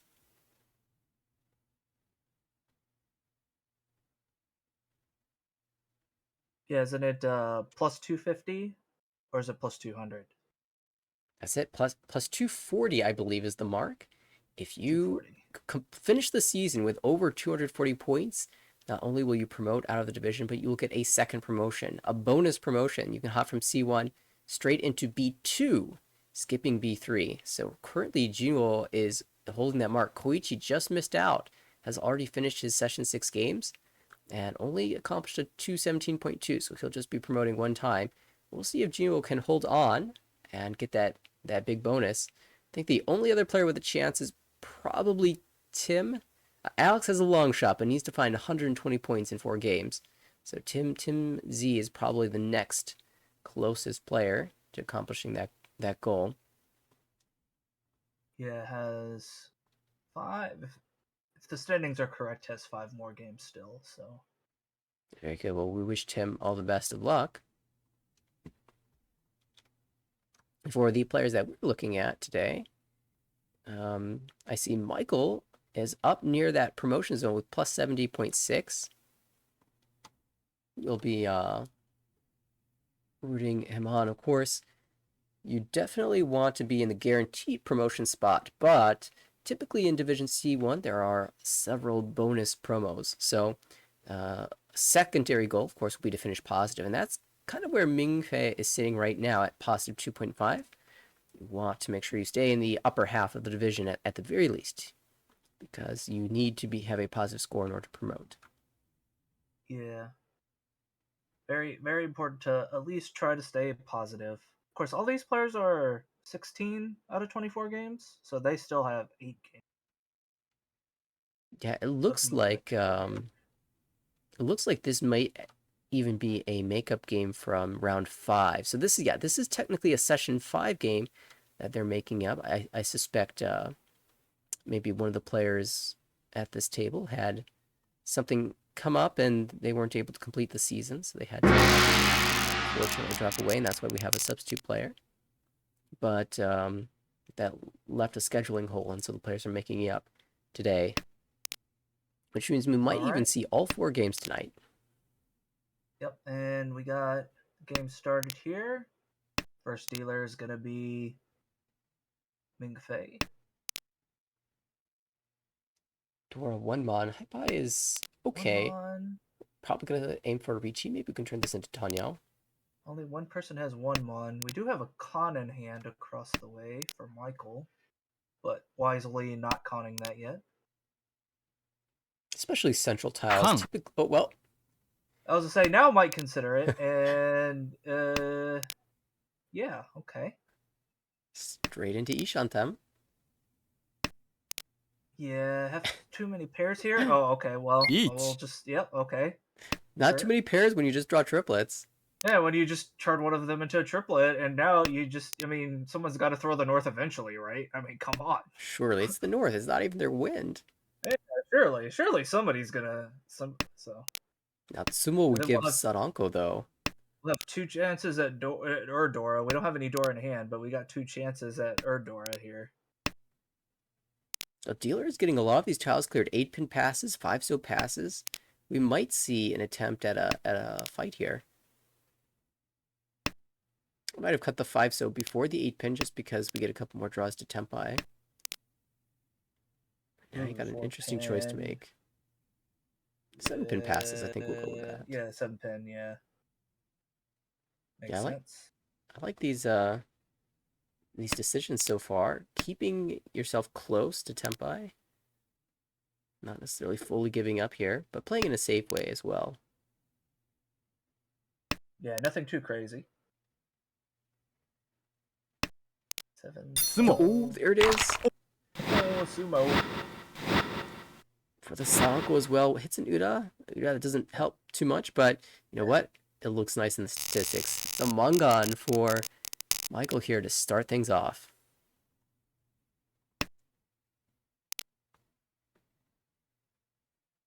All right, and then East 2. Scott has... Huh, okay. That's a high pie. I'm not sure if I should be happy about that or not happy about that. Although, hello, we're already... Hang on. We're Tenpai for Chitoi on the right? I mean, on the left? Chitoi Door 2? Yeah, Chitoi Door 2? And we're gonna Dama? Okay, interesting. Yeah, we've got time to find a good way. 6-so right next to Dora is a little weak. Well, okay, yeah, that's true. That's true. Let's see if we get a good tile here. 8. It's not much better. It's a little better, but not much. We'll go for now. Yeah, we'll go for now. Chitoi Door 2 right now, 6,400. So Ricci probably only makes it a Mangan. An extra 1,600 points. Not the biggest bump unless we hit Uda. Or, I guess, Sumo. Interesting north cut.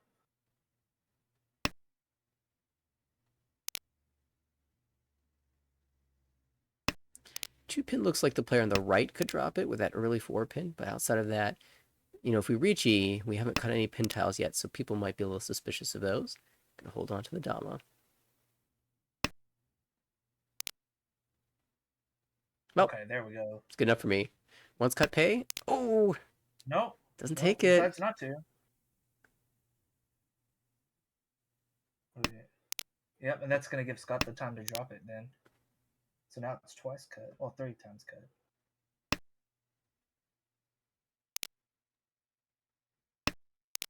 Two pin, nope. I mean, two so. Home. Gonna stick with the 2 pin. Yeah, I suspect we're not going to see a Ricci 2. This is a little less like, okay, that's a pretty good weight too. I would slam this one as well. Yeah, 9 just came out as well, so it Suji might trick trapped. somebody into dropping it. In fact, right here, maybe? Yeah. Dong. Oh, there it comes. So, Chito Dortu Norichi. That's a nice 6,400 points for Mingfei, who now is in second place. And we'll move to Michael's dealership.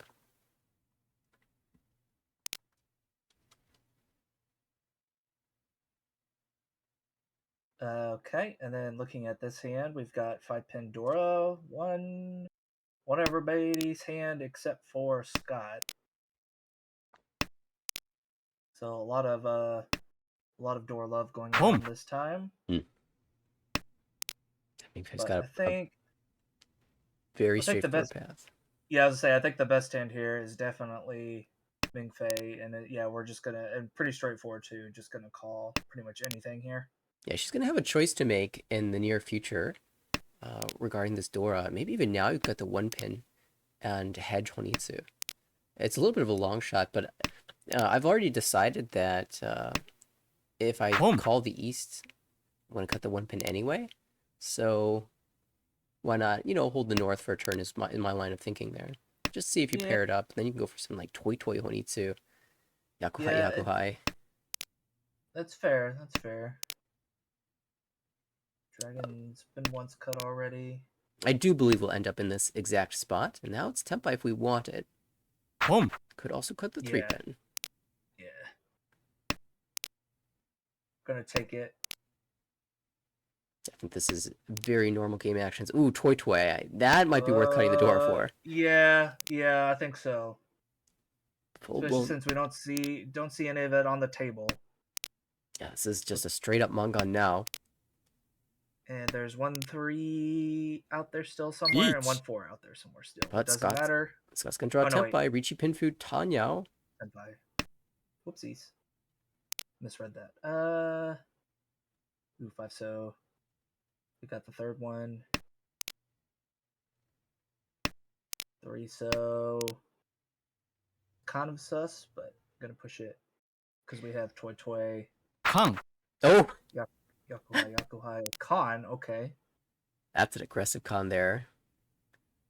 I mean, it's C1. I mean, we just caught everything in C1, right? That's a good point.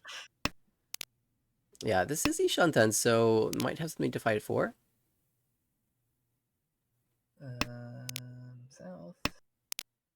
7 has already been pushed. 8 so might be the play here. I think so. That's probably what I would do. 9 pin, okay. Bit of a risk, but 9 pin passes. Yeah, now the 8, yeah. There's a 2. That will be the Reach Pin. Oh, that's the new Dora on top of things. It was. And we got the Erdora, but that doesn't change anything. That's a Mungon for Scott, who will get very close to 30,000 points. And now we have Alex in the dealer seat. Well, this is a nice high-buy. We have a lot of people pulling the last tile out of the wall for a sumo today. That's true.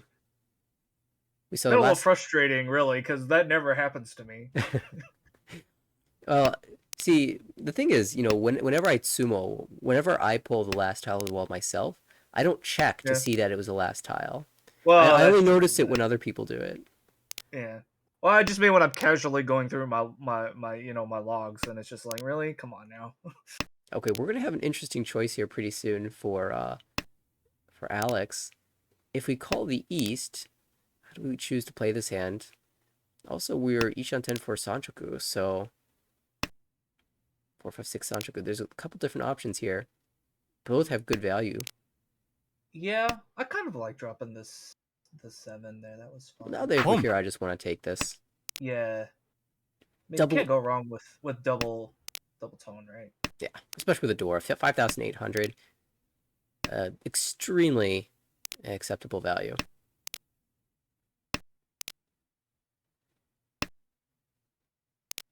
Wade's not super live here, and Scott still with a chance at Itsu across the table. Yeah, I think he's playing heavily for Itsu here. Needs the 8 and the 5. Oh, sorry, the 5 and the 6. Ishanten for Mingfei on the right. 1 Does draw the 6 and will reach it. The 5 would have been better, because then we would have had a 2-sided weight. Yeah, although this does guarantee the value. Oh, that's rough. We got to hang on to that, right? There's no way you could push that. Now with a Ricci out as well. You might But be a what do you little gun drop? shy The after 9? dealing into Mongon. Or we dropped the 8-9 here, right? Okay, 6-pin. 6-pin. All right.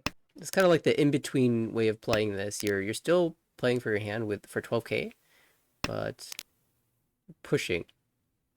I think it's okay to jam the door here, but it definitely feels terrible to do so. I mean, the only thing the Ricci player had dropped up to that point was the 8, so it seems a little rough. Okay, we could call this I mean, for now we see Tenpai. the 8 and the 7, but at the time, it seemed a little weird. Yeah. Anyways. No, it's definitely a terrible tile to shove. But as dealer, you might have the value to justify it. Speaking of justifying fighting, Michael will try a little bit here. Dama Pinfu, so waiting 6-9 pin, which is not very live, but there are a couple 9 pins left. Those will easily come out as well. How many 3 mons we got left? Just one? Yeah, only one live tile for this weight for the dealer. Versus 1 tile for Scott and 2 tiles for Michael. Oh, that's a Michael tile. Boom. Yep. Dama Pinfu will steal it away.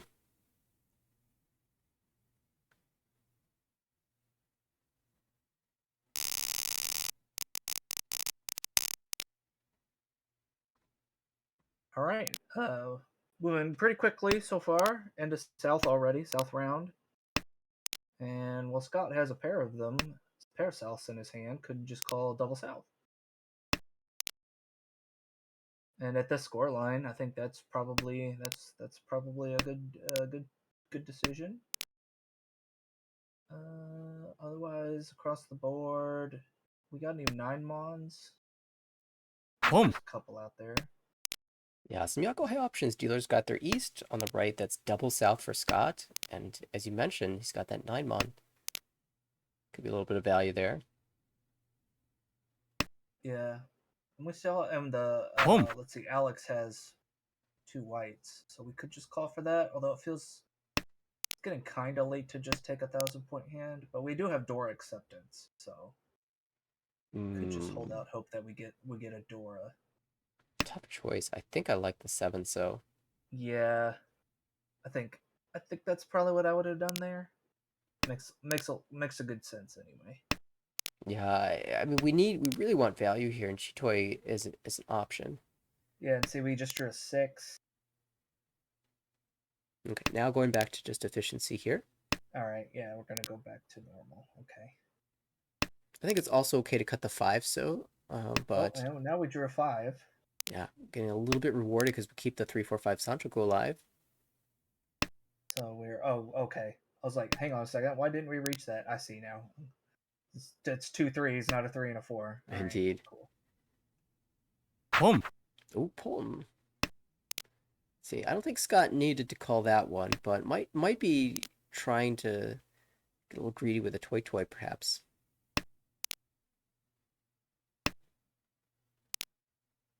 Well, now that we're here, oh no, it doesn't take it. Okay.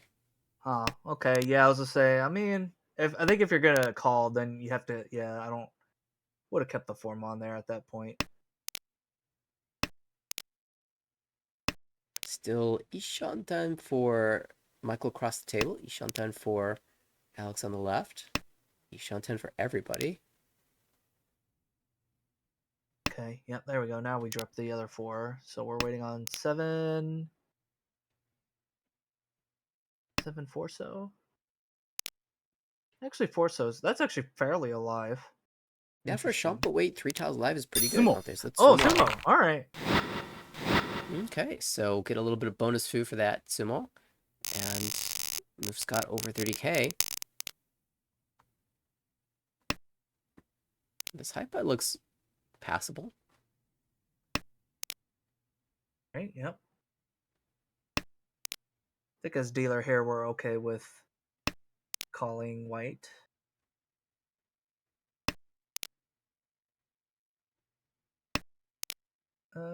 Elsewhere, let's see. Ooh, we got a Dora pair for Michael.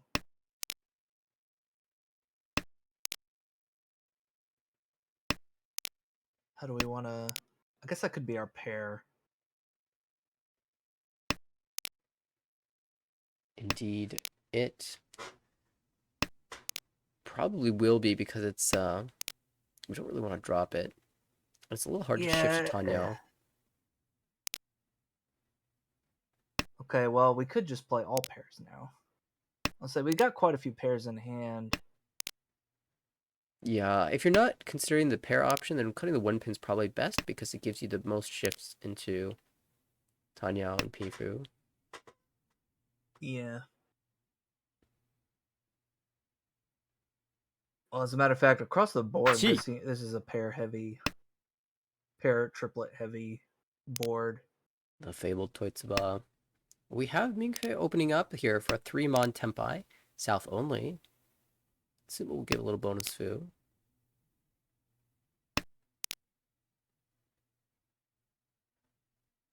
Red Dragon doesn't help. 5-mon. No call on the 5-mon. Yeah, Sure. a little ways away from Toy Toys, so that makes sense. Mm-hmm. And Minkei really likes this Monzu weight because Michael's just been dropping everything here. 1-mon, 9-mon, 5, 6, 5.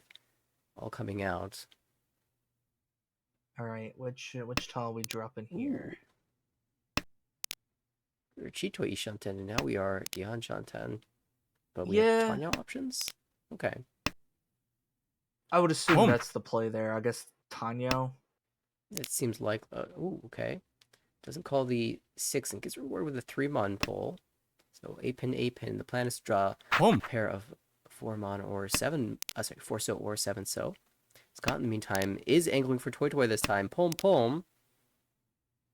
And went away from Tempai. See, how are we looking for that Toy Toy? No one's out yet. No, well, there's 1-7 in hand. And no 6s out yet, so I actually got a good shot at it here. Especially now that the 7-pin has come out from Alex. 6-pin a lot harder to use. Uh-oh. This could be a deal-in. Or we go for Sanako. Or take the wide weight, 3-sided.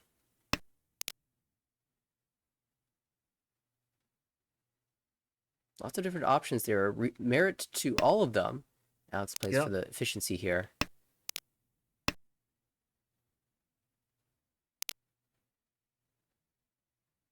Ooh, 4-so. Can we justify that? Or do we just drop south here and fail? Feels like you don't want to deal into last place. Scott will try the 3-mon rather. Richidora. Uda 2. And Alex will get that 8,000 points right back. Big Uda right there. And yeah, the 4-mon had come out at least once. The 5-mon had come out twice. So the Sanako chance was pretty limited. And taking the wide weight ends up being massively rewarded for Alex. But still a lot to play for here. Dealer opens up with the East already with Toy Toy options. Yeah, started out with 5 pairs in hand and says, I'm just gonna call. Especially since East is a Yaku for me. A greedy player, the greediest of players, might choose to cut the 5-pin there, saying either this is Toy Toy or I could turn this into Honitsu by pairing up the Haku or the Nan. And that would have been an interesting way to play the hand. Certainly you lose out on the 4-7 draw, but if you're planning to cut the 5-pin here anyway, I think I like it. Tempai all ready for Alex, though Hatsu only. Yep, needs the 9-7. Boom. And those are all on the wall. As well as, no, there's 6-8. There's one in each hand. No, the 6s are dead. So only one tile left for Scott to win on. Yeah, Michael needs to find that last 6-pin. For Alex, though, as you said, all live. Michael's got the value though, with Toy Toy and Bonus Foo makes it 7,700. Be a nasty hand to deal into. But there's already been a lot of people pulling the last tile out of the wall. Let's see if that streak continues here. Absolutely. Well, this is for tough by Michael. for Mingfei, who might just take this fight with 2 Dora. Ooh, yeah, that's Chi. seems good. 3-6. Scott's gonna break the Ipatsu, cut this safe 8-pin. Oh, Sumo. it's a Sumo! And we're gonna have a new leader after this. Reach Sumo Dora 2. No Ura, but some Mangan. And with Michael taking the Oyakaburi, it is Mingfei with a just about 4,000 point lead and going to all last. Alex in the dealer seat. Yakuhai All right. pair, Dora in hand. The dealer needs 47 to get back above 30K. But of course, this is the dealer, so we don't have to get it all at once. Naturally, and Michael on the left is trying to catch up to first place. 3,800 behind. Starts with the Anko of the North Wind. Triplet in hand means that he can reach you for some nice value. Probably will need to do better than opening here, but we'll try it anyway. Yeah, Scott has a good high pie, but the problem is he needs like 10K to get above 30 here. Yeah, might make it a goal of So- just passing Alex for third. Yeah, needs 5,000 for that. Exactly Might be able fine. to. That's a Yeah, 330 Tsumo. That will do it. Yeah, we've got one door in hand. That helps. Reach Tsumo Might Dora. be able to make it. Okay. Reach Tsumo Ipeiko. Jisumo, Ipeiko. Yep, that would do it. Still would have kept the 9 there, though. Same. I think that's the better option. Yeah, perhaps the idea is to cut 1-1 in the future and go for Tanya on the top things. Yeah, that could also work. But then we'd have to pair up we'd have to pair something else up. All right, well, looking back at the dealer, Boom. Alex is Ishanta now. We'll have to contend with a Tempai from Michael, and I think Kang. most of the times Alex will deal in here upon finding Tempai. Even this Ishanta, normally the 7-so comes out and deals in, but Alex dodges for a turn. Michael conned the north there. Interesting. Yeah, reveals that he doesn't necessarily have to be Honitsu here. Each. I mean, it doesn't necessarily it's kind of looking like it, but maybe not as much now. Yeah, Richie comes from Scott. Again, looking for that 7-mon. Oh, hello, 7-mon. Oh, there's the 7-mon. This would be a placement changing deal, and I believe. Oh, the 7-so is going to come out instead. Good dodge by Alex, and it will be Michael taking second place here. That not nearly enough. Tried to get the con to flip some extra Dora, couldn't find it. Mingfei, the winner, plus 24.1. She will advance a little bit higher in the positives. Michael with a positive 12.6 will climb a bit further in the standings. And for Alex, minus 9.7. Scott takes the minus 27.0. Hanging about there.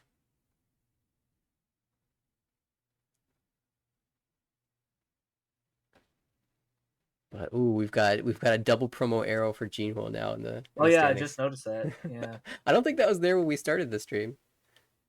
Huh. Love to see it. Although not confirmed yet. Still needs to complete the season over 240. Right. Is in position to double promote, but Definitely on the brink. All right. Well, we've got another game starting soon. Second game of the series. Quick peek at the calendar tells us that we'll have another game starting soon. Another C table at the top of the hour in just about 5 minutes. But we'll catch one more from this table first. all right. I need to take a quick break for just a couple minutes, but I'll be back in a minute. Sounds good.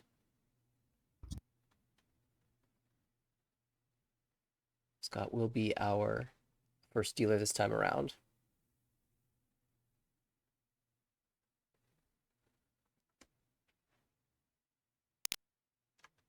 And we are live. Scott in the dealer seat, moving to the right. Alex across the table. Michael on our left. And an early north call by the south player, signaling something's going on. And the question soon answered with the shun call. Yaku identified. Yakuhai currently, but could be more. Oh, if only we had that east.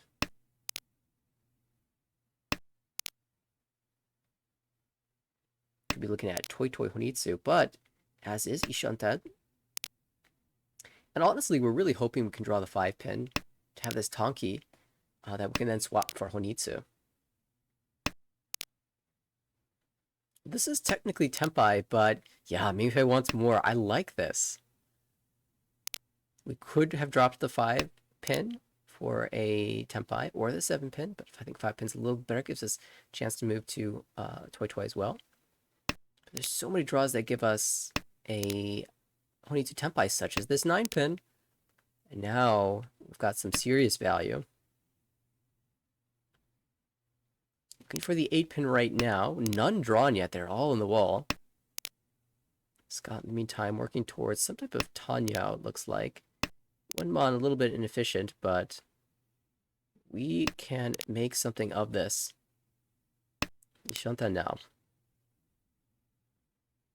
Across the table, that's a second door drawn for Alex, but kind of don't need it. Maybe we start with the 8-mon.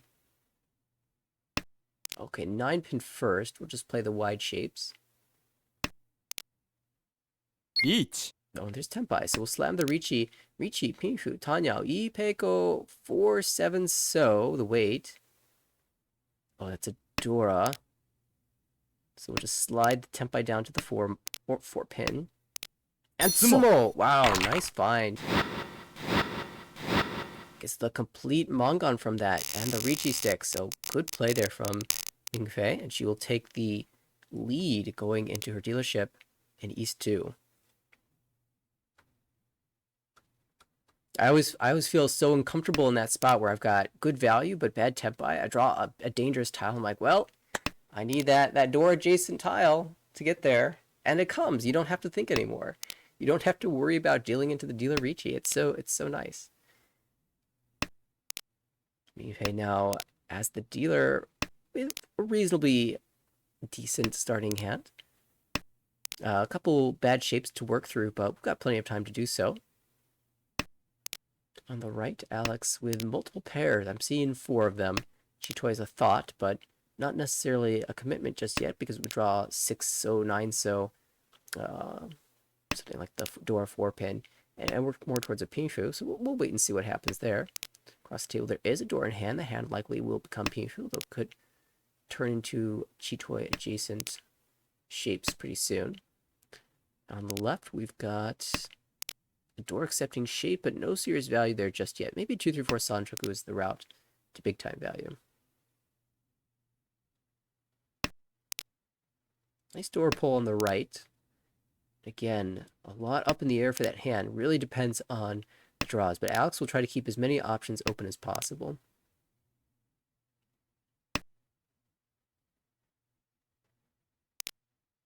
Similar story for dealer. We've spent an entire row just dropping terminal tiles and honor tiles, but that 7-pin is a big pull, and now we have to make a choice. And we'll just stick with the 5-mon cut. It seems at the moment that the 2-so will be our pair, so the 1-so is not super useful, but if we draw the 3-so, we'll be probably a little bit sad, or if we pair up the 6-so or 8-so, be a little bit sad. 4-so is a great replacement, though. Now I've got a very wide Ishantan. Interesting if we draw the 9-so to see what happens. Because we've got that Sanchoku option.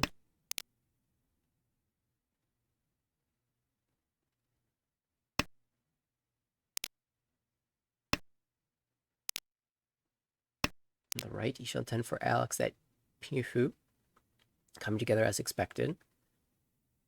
Also could use 9-so, although those are all held on the left by Scott. Could cheat this. Does let it go, though. That was the last 3 mon. I think we needed to cheat almost. 1 Up I found. We'll take the Suji 7-so Ricci. 1 An immediate chase. This is enough value to fight against the dealer with. Ricci Pinfu.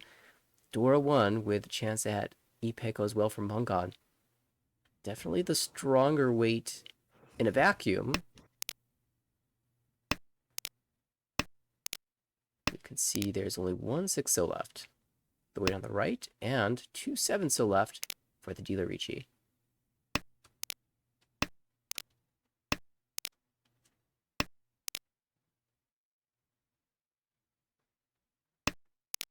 Oh, and finds one. 相撲 That's a reach Sumo Dora.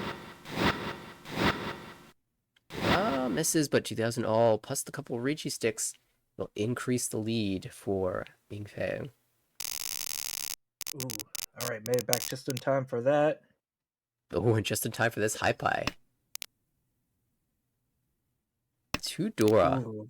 Yeah, interesting. All right, cool. I mean, obviously, this is Honitsu, right? Of Obvious. course. No other option, I'm sure. No. Couldn't conceive of any other possibility. No way. No. Of course, we draw a 4-so or something like that. Well, I mean, if you're chicken, I guess. All right, Haku's going to come out. That's been visible a couple times, so no real need to keep that. We're definitely going to think Honitsu thoughts because there's no guarantee that the Green Dragon will come out. And so it's nice to have a backup Yaku. Right. But we'll also take whatever comes our way. If we get a Shabo Ricci on Hatsu and Sha, that's pretty insane.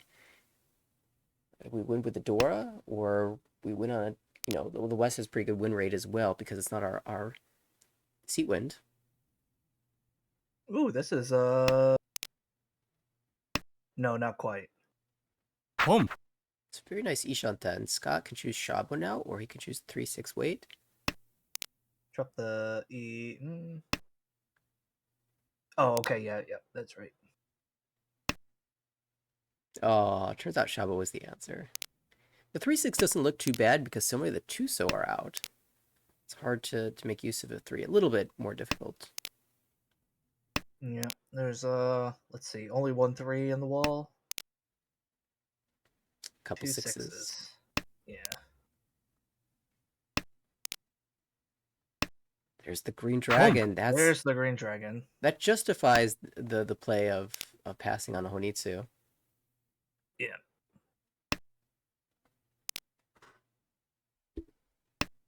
Now we just got to fill in one of our Manzu tiles here. Yeah, Door 3 with Kanchan is a little uncomfy.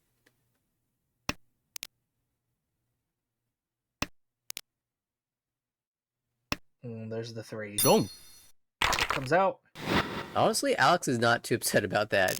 Compared to dealer showing 12,000 points, 1,300 is, you just shrug that off. Strategic deal in? Not Sashikomi? I don't think quite, but yeah, definitely not too upset over that. Of course. And now we've got the dealership in last, but pretty closely contested here. You guys kind of run away with the early portion of this game, but as always, your dealership is a chance to make make a bit of a run. And that's a great draw, Ishantan now. Michinomi, most likely, but it's a start. As dealer, flipping Uda is always fun to do. All right, though, that looks a little bit fancy. Could be more than a little fancy. So many possibilities for fun and exciting Yaku.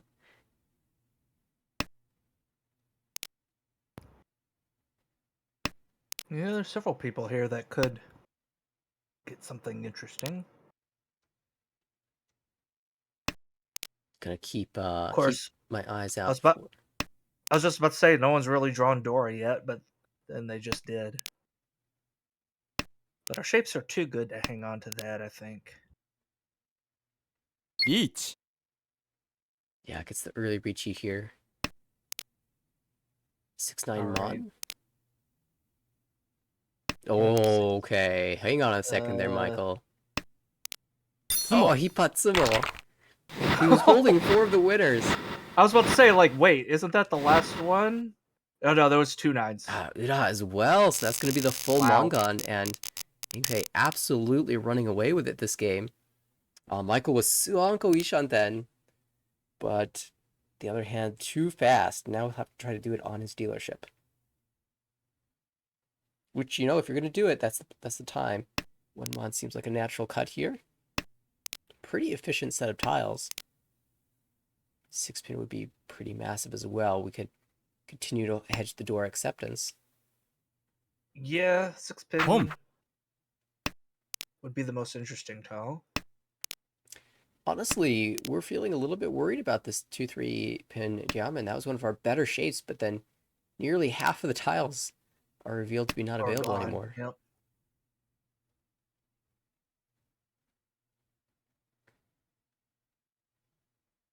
So now we could consider just cutting the Yeah, 2-pin, holding a 3-5-7 shape, which is wider. Currently. So are we looking for toy there, I guess? Oh, we have it's still east round, my bad. We can take east Yakuhai. I see. Yeah, you could chi that and still, you know, hold up the thought of a Chanta, no fake out.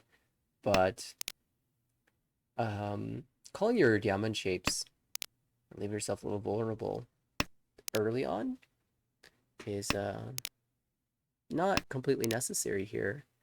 I mean, if you're rewarded with a 5-pin draw. Oh, wow, might be going for it all, in fact. Yeah, I definitely would have dropped the 7 first, but We saw a huge shift into Honitsu in a previous hand that netted a Mongon. Could see something similar now.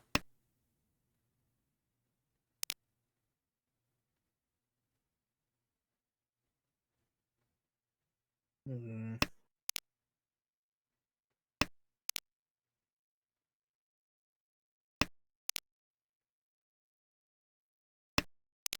It's kind of interesting. The 9-pin normally looks like a pretty good tile to keep because everyone's dropping the 8s. You'd think there'd be a bunch on the wall, but Scott's kind of inexplicably holding one. ooh, 5. That was good for the Alex, dealer. not really. You wouldn't expect them to have one, but it's a Chitoy hand, so it's there as a sneaky wait for the future. Oh, there's one of those 4 mons. リーチ Right, we are going to take the Ricci.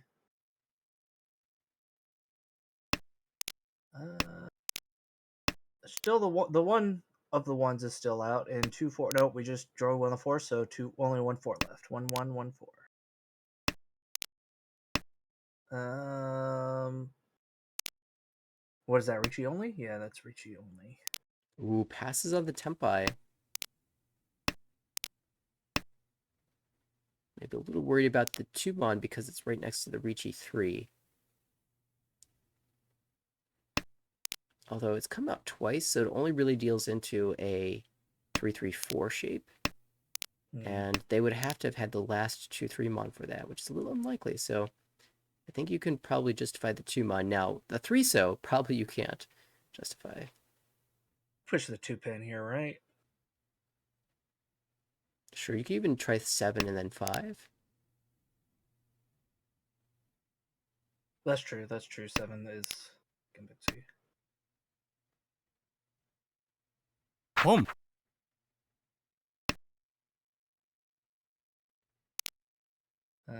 But yeah, so now waiting for the 4-8. No, sorry, 6, which just got drawn. Ooh, but Wow, dodged. Dora.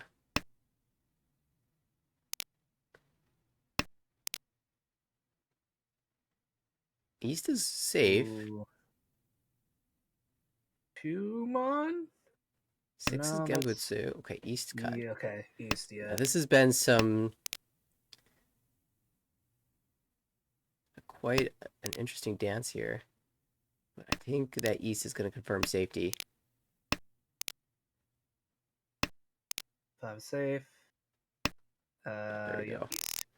Whew, Ryukyoku found, but dealership will stay right here.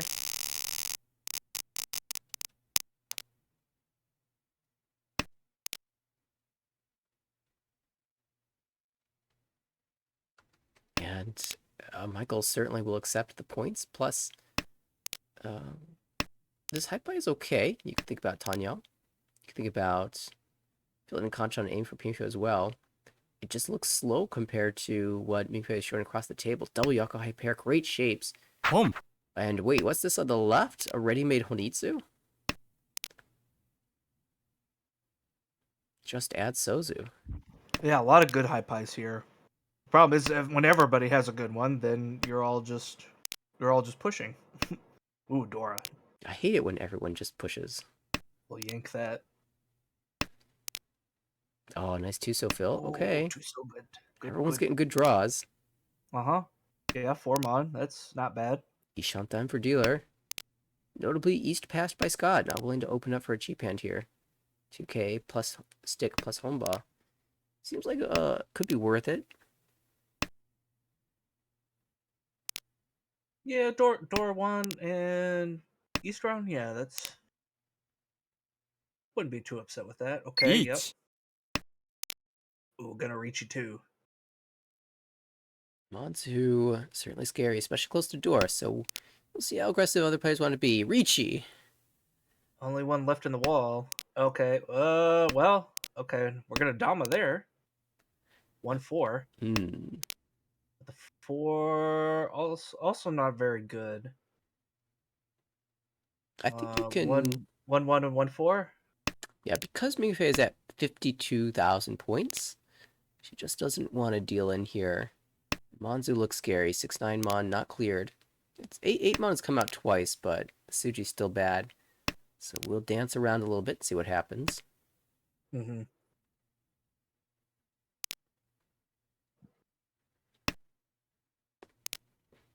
I think in a vacuum you can fight with your good weight tempai, but given the standings and the score position, certainly justifiable to fold away. Yeah. I'm way in the lead in this game and I need points, so I don't want to risk throwing anything too big, especially when I don't see any Dora on the board. Excuse me, 9 Mon can come out now. Yep. There it goes. And 2 Mon cleared as well, so we can actually fight here. Might, we saw Mingfei trust the Suji earlier, so 3 Mon, a little bit, it's close to Dora, it's a little dangerous, but she trusted the Dora itself as a Suji tell in the previous round, so I wonder if she'll be willing to jam it out here if she draws something like 6-pin. Mm-hmm. Could she cut 2 Mon? Let's it go, though. It would be a shitty 10 tempai, but, tempai's tempai. 4-pin.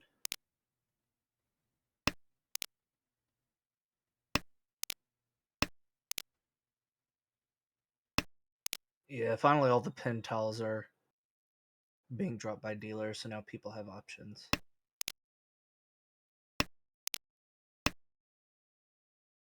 6, that's the last 6 Mon.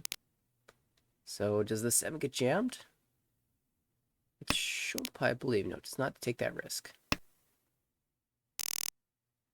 Yep. So we're just gonna have another dealer Rikyoku. Yeah, still gaining points, but slowly.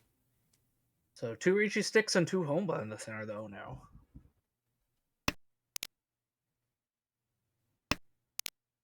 Could turn even a cheap hand into a nice payday if we can win something here. Yeah, and that's a Hatsu pair, so certainly moving the direction of winning a cheap hand. Got all the blocks you need. Scott, though, with a great high pie. Dora, Pinfu chances. Maybe even Tanya if you draw the 6-0.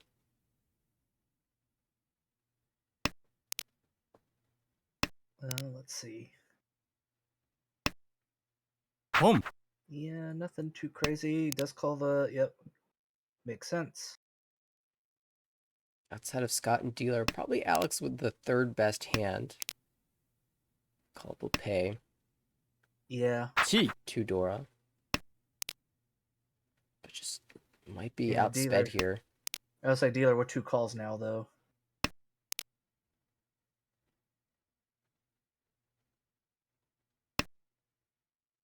Chi. Make that 3, and Tenpai takes the Shabo. Very natural.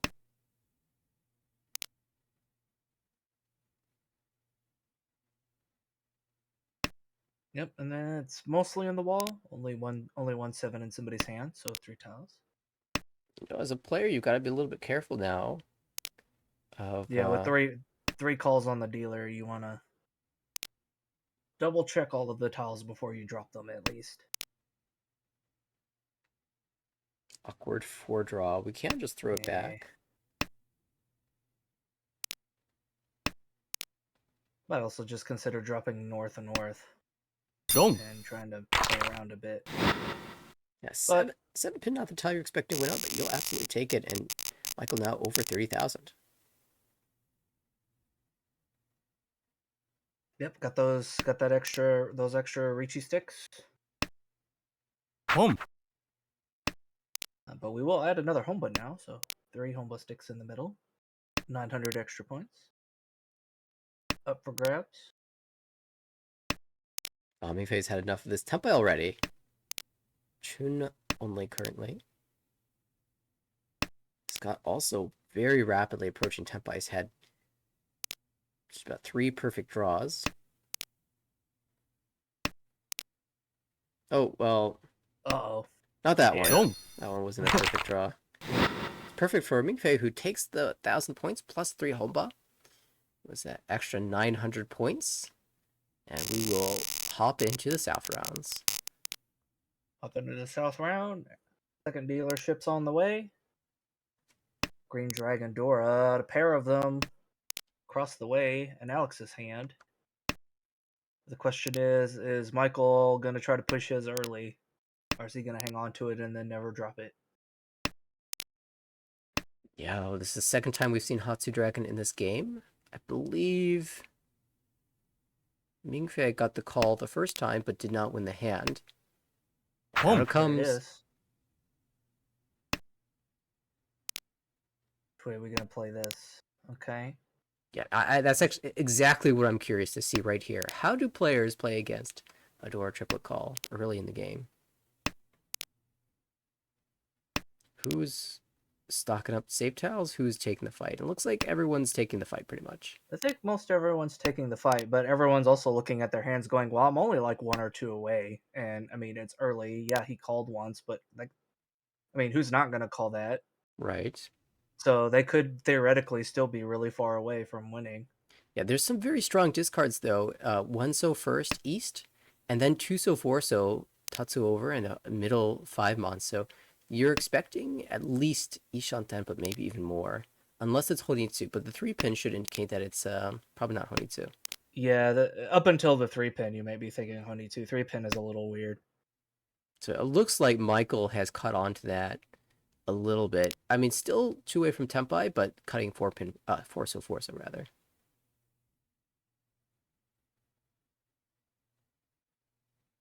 Probably could cut the 5, yeah. All the 4s, most of the 4s have been cut.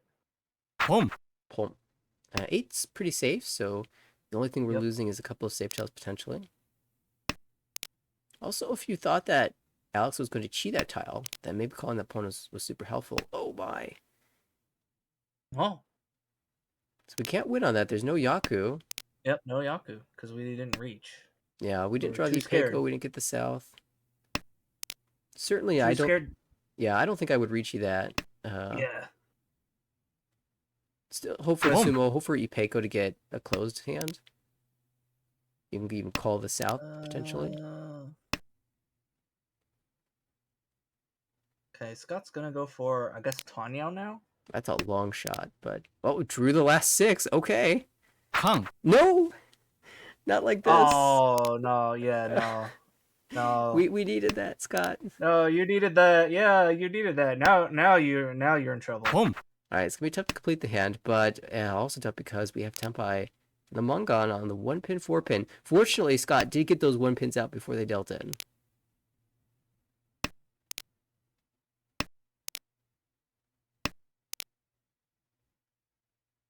I mean, now I guess you just want to be in Tempai at the end of the game. Uh-oh, that 1 pin. Dong. And yep. Not much to do with that tile, so out it comes Hatsu Dora 3, and Alex will take the Mongon win. That's going to tighten things up again. Alex into second place, and that position is still completely on the line. Everybody within range. Looks like we're missing a tile draw. So let's go ahead and refresh this and see if we can get some draws.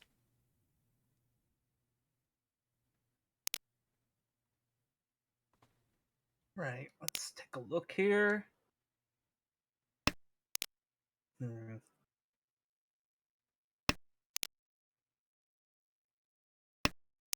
Dealer hand a bit awkward. We do got a Dora, so we kind of want to finish this hand. Yeah, shape's very poor. Yeah, but very poor shapes. Let's see, Kanchan, Penchon, Penchon, Kanchan. Alex's hand on the right is pretty good, though. Yeah, I will happily accept this iPie. Ishan done already, 1, but 2, 3. Hey, can we draw the 4-9? Could turn that into something fun. absolutely. I don't want to open the hand for that when there's so much potential to play closed. No. I wouldn't open for it, but that's what I'm hoping to draw. Good pass. Across the table, Michael's got the West pair. Can call that. Well, this is Tempai. Don't have to take it though. Yeah, like I don't 8 know. Yeah, I'll say I don't know if I'd take that one.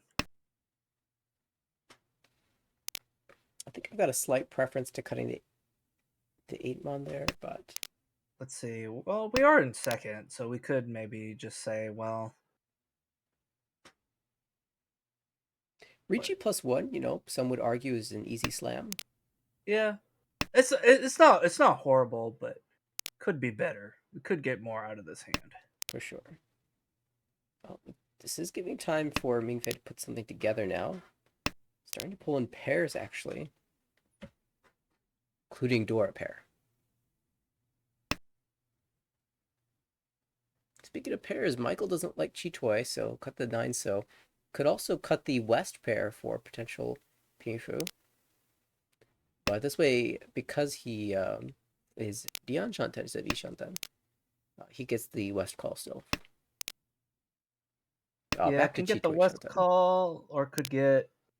I mean, you could still turn those into all of those into Ryanmans and just use the West as your pair, depending on what you draw. Oof, that's a nice draw. Okay, all right. Might be able to finish this hand after all. It's a bit of a suck Ikiri with a 6, so hurts our efficiency a bit, but maybe we've gotten late enough in the hand where it's a little too scary to hold. We drew the third West. So this is a Tempai waiting 1-4 mon, Pingshu Dora 2. All the 1 mons are gone, so I think that's why we're seeing a Dama here. But we are going to get a Ricci from Michael, because he drew 2 good tiles, and he's waiting for 6-3, which is mostly dead. Yeah, only one. There's 1-6 out there. and that would be Peiko, Richie Peiko. Yeah, 1-3 mon, 1-6 mon. Tempai for Scott. Uh-oh. Oh, there's a 3-mon. It's a dangerous tile to shove against Arichi, though. Oh, can we find the Don't. dodge? We cannot. It is the cheap side. Reach Shaw. Uda. 5,200's not amazing, but you're still the only player over Oh, 30,000. that was the Uradora tile. Haha. Oh, I see.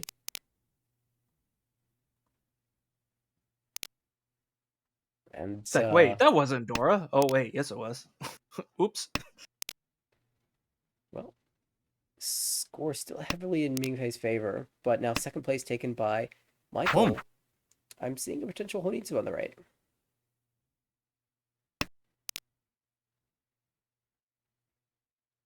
Yeah, Honitsu. Another strong high five on the left.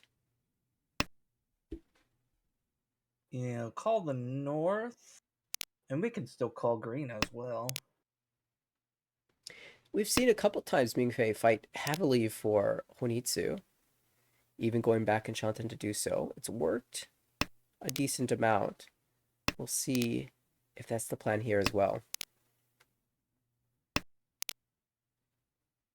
Anytime you have two Yakuhai, it's certainly a great option, because that's just a recipe for a Mangan. Yeah, something to keep in the back of your mind at least. For sure. Now, you don't have to commit to it, but now, she's got all the blocks for it, so might be just as fast as playing this hand any other way.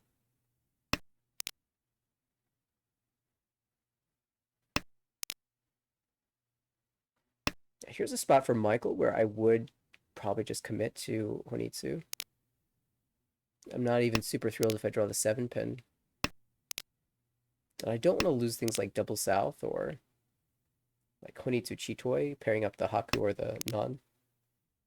Yeah.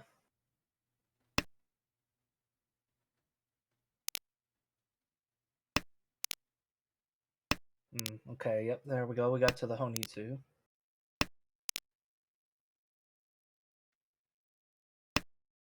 Shelton for Scott. Richie Painfu on the way. Boom. But Mingfei's going to get there first. Waits on the Dora. Dora twice cut already as well.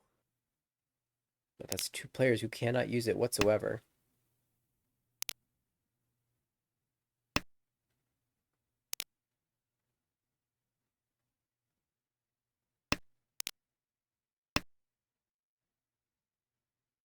Or Boom. Not really a useful call here 9. for Scott. Yeah, we dropped the 9. Trying to win something cheap to end the hand, but Yeah, it feels like it just slows us down a bit, actually. yeah. Boom. Okay. Oh. Yeah, this is a fair attempt. At least we can try to beat Tempai. Now, it's a little dangerous to call all of our pins away because those are our safe tiles against we have a Sozu Honitsu and we have a Manzu Honitsu. So Pinzu really the only safe suit that we've got.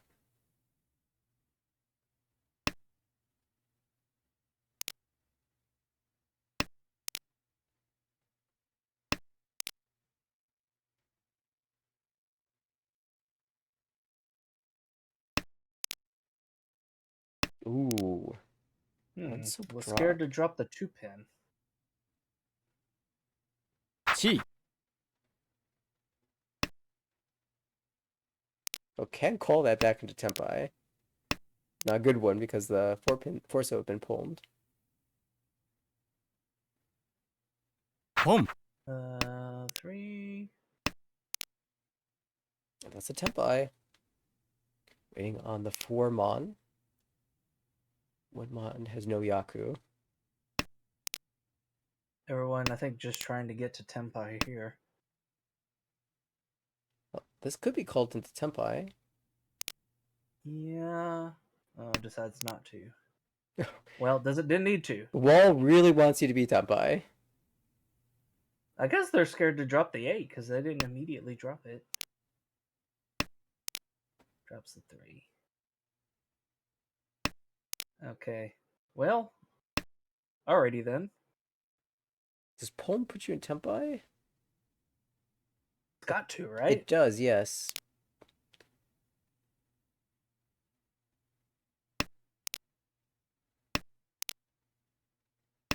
But instead, we are going to go to Ryukoku, presumably. Scott could drop 5-pin or 6-pin for safe Tempai. And only one player doesn't make it. What an interesting round that turned into.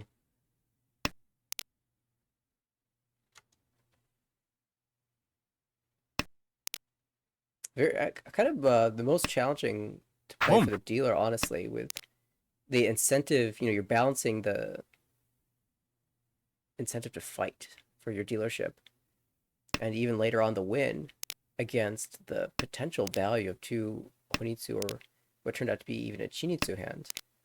Honitsu in the Dora suit, Chinitsu in the non-Dora suit. Alex got there, though.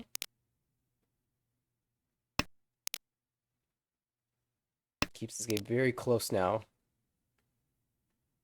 Yeah, South 3 players all pretty close together. And, well, actually, the player in the lead probably has the best hand here. Ishanten already. Although, if we're just happy with, I guess, Michael's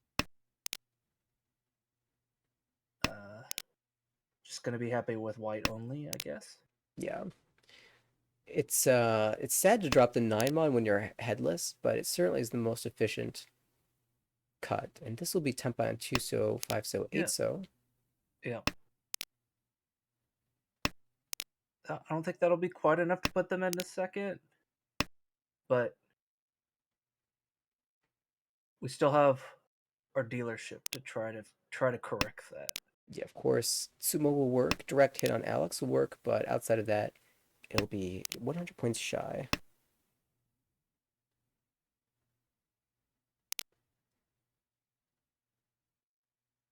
Scott, a better Ishanten now across the table. Oh, and there's Tempai. Takes the Shabo. I like this for 2 reasons. Con. I like this for 2 reasons. No con. Yeah. Definitely good not to con, but it would have been funny. One is that you can sumo Sanako. The other is that you draw 2-pin or 5-pin for Ipeiko chance. Yeah. Okay, we're playing for Sanako. Sumo. Ooh. A nice little Shaba win there for Scott, and that will make things even closer. Oh boy, this is going to be tense. Basically, tense there's South 4. 3 players that can pull into the lead with most hands. And anything more than in one terms of second place. Yeah, pretty much anything more than one Han will get you in the second. Yeah, Scott on the right is the farthest away, but he's got Yakuhai Dora 1 plans. Yep, Yakuhai Dora 1 would do it. On Sumo. Thanks. Dude, they're very close to Ishanten already. What a perfect draw that is. Yeah, that's great. Feels like this is dealer's hand to win, but Scott's gonna call this. Right.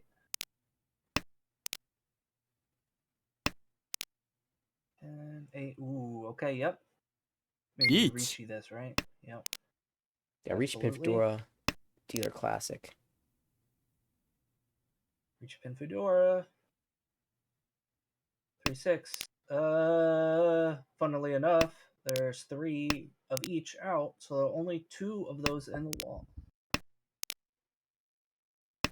Really hard for the players to defend against this. But might come out of Scott's hand pretty soon, actually. Yeah. Yeah, it's just so little to do. Oh, the Uratsu. Oh, the Uratsu. That hurts. Well, that solidifies things a little bit more placement-wise. And now Michael's just aiming for first. Yeah, just win another hand. Another Mongon would certainly take over. But again, it's Scott with a pretty reasonable high buy. Probably the best out of the bunch. Everyone else, pair heavy.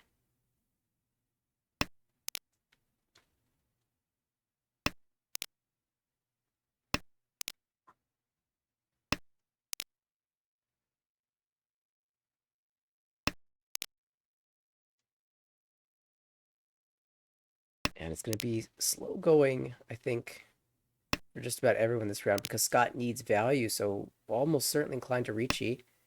Calling for Tanya only is not going to do the trick.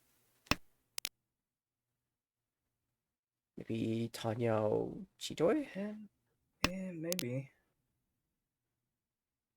Across the table, Mikfe certainly has the incentive to call open if the Chu never becomes discarded. Right.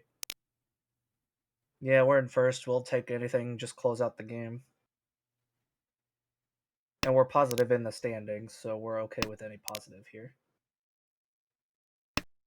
Two-door on the left means Alex has a lot of incentive to fight here.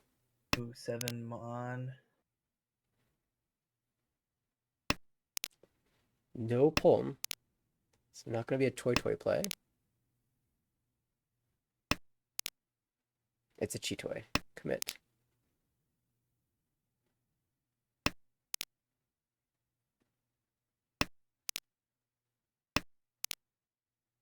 Yeah, holding on to terminal tiles now. It's awkward for everyone. This is so much a toy tsuba. Mm-hmm. And it's just a Chitoy waiting game. The pair lobby. Chi. 2, 3. Aggressively, Tanya. Trying to make calls work. Yeah, might end up working.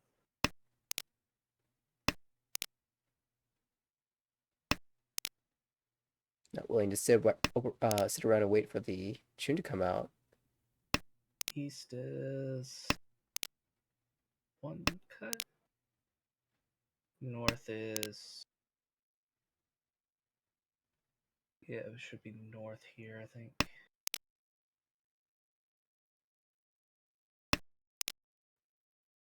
Okay, there's a pair. So we drop the 6 pin. Yep. Buy. Drop the 5. Yep. 7. 4-7, but once again, 3 of them. 3 1. of each are out. Okay, Onko drawn, so this weight becomes 1-4 pin. Yep, 1-4. Oh, we The put some more. ones Oh. on the Yeah, last one. That's Yasume, but Scott will take it anyway. Hope for Uda 2 does miss. Does minimize the damage, though, and that will be first place for Mingfei, plus 30.6. Michael with a nice positive score as well, plus 9.3. Will allow him to continue to climb up in the standings.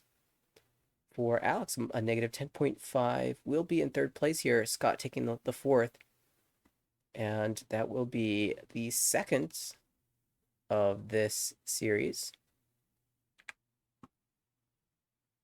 Can see the change in standings momentarily. Michael still 7th overall, but just 1.7 off of Gabriel, hoping to catch up in this what is a session 5 game, a makeup session.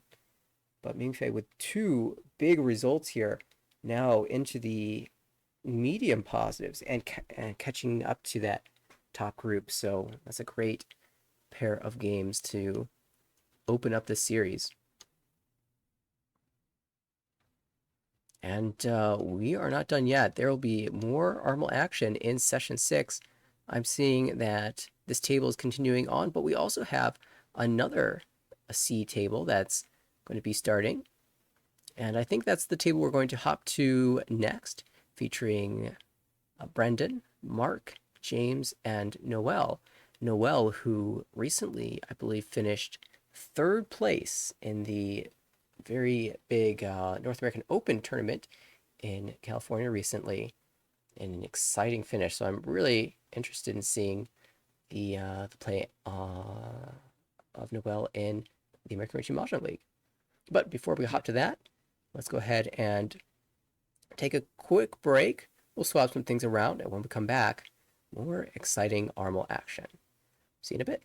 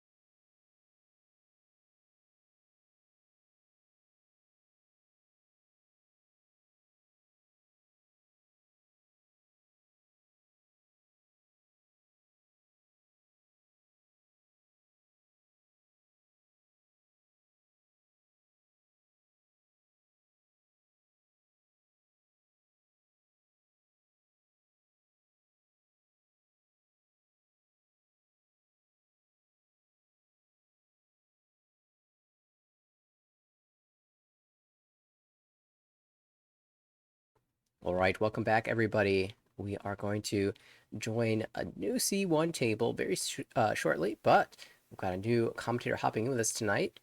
How's it going, Jerry? How's it going, Daniel? I am definitely looking forward to taking a peek at this game with you. We saw a couple interesting hands there from that previous game. Were you able to watch any of that previous one?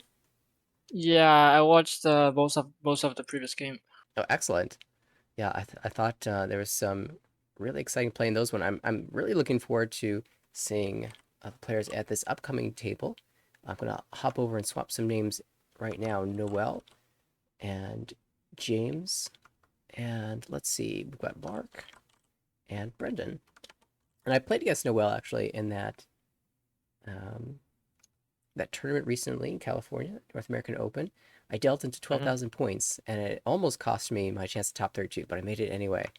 But Noel ended up making a lot farther in the tournament than I did, so I'm very excited to see how things go. And we are underway. East 3. Let me go ahead and hop over to player across the table, our dealer. Speaking of tournaments, the Chicago Open is about to happen. Oh, that's right. I am definitely playing in that. Are you going? Yeah, I'm going. Oh, really? Excellent. I'll be Yeah, able to meet you in person. yeah, excited. And to any viewers who are watching, I believe that they have filled out their spots, but you never know. There's still about a week and a half left to go. If there's a last second drop and you're in the area, you might be able to hop your way in. I think there are 3 seats left. Okay, I'll have to Oh, but check. the game has started. Indeed, it has.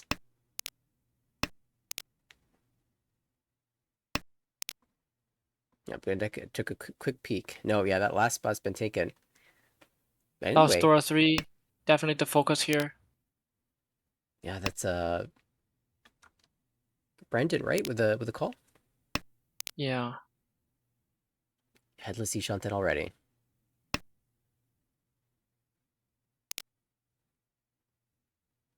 Kind of waiting game for him, but in the meantime, Noel across the table has the West triplet already, so Ishanten, and probably going to take the fight. yeah. I wonder which tanky. Yeah, 1-man. But 1-man is twice shown. Yeah, it's a little tough because it's twice shown. You'd expect it to come out, but at the same time, it's certainly less live in the wall. Yeah.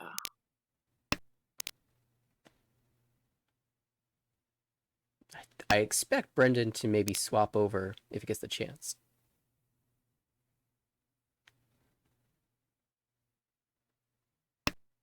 Oh, wow. Gee, Oh well. I think with the 6-man shown 3 times from his perspective, the 7-man looks pretty good. Indeed. And that actually gave Noelle the tile that she needed, so she's now Tempai on the 5-pin, trying to shut this down. If the last 1-mon is drawn, though, it will probably come out. No one can use it.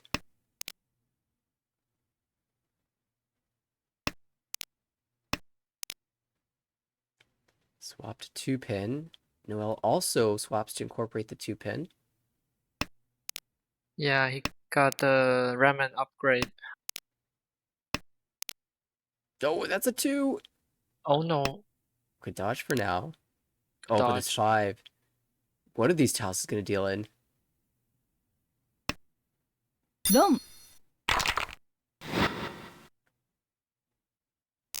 And the threat ends. We missed the early portion of the game, but it looks like Brendan got off to a good lead there. Uh, not too unfortunate to miss out on on 1,000 points there. What do you think this is going to be? A cheat toy or maybe a Tanya shift? Uh, dealer is already starting with 4 pairs. I guess P2A has to be considered, but Tan Yao gives the chance to call, so it's usually much faster than Chitui. And now that the 7-so triple has been drawn, we might just reach, although he's really thinking about calling pawn here for Toy Toy. And Makes sense. 2 pairs and an uncle. Yeah, we're not expecting to be able to call the 5-pin ever. So we really need to find another pair that's more likely to be called.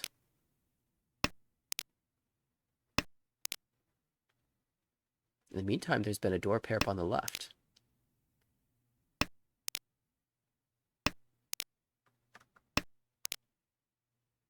Although for Mark, that's probably going to have to be a Ricci, because the south is not callable here.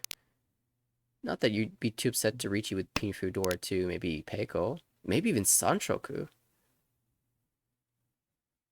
I still have a lot of trouble connecting the ID to the names. Yeah, there's I there's that box up in the top right with the names, but I see. I'm so used to most of these players that I don't use that most of the time. However, there are some new players like Mark and Brendan, I believe are filling in some games. We see that they've only played one game so far. So it's a little low on the statistics there.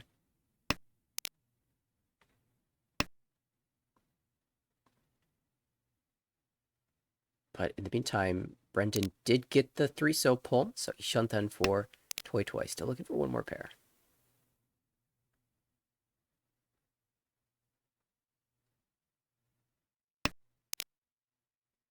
Oh. No, could say that pair found. Unfortunately, Mochi Mochi on both sets. I don't think Noel's ever going to drop the 8-so, so we might be here a while. Yeah, ASO is the permanent pair. The 5-pin, on the other hand, is kind of redundant.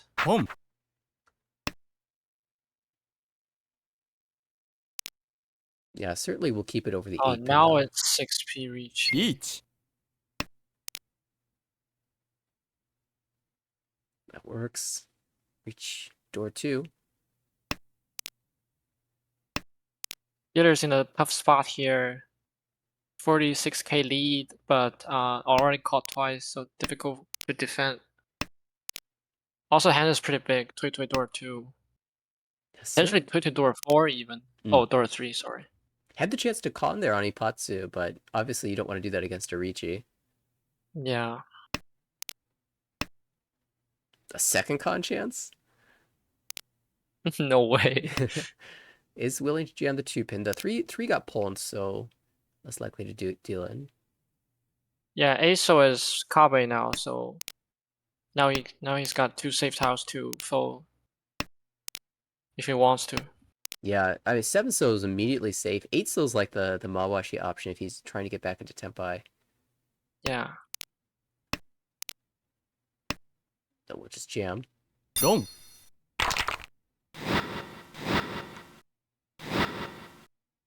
No, but that's a pretty significant set of points there for Mark. Indeed. Now the race for second is live. We're into the south rounds. Noel back to the dealer seat. High pie 2 away from Tenpai.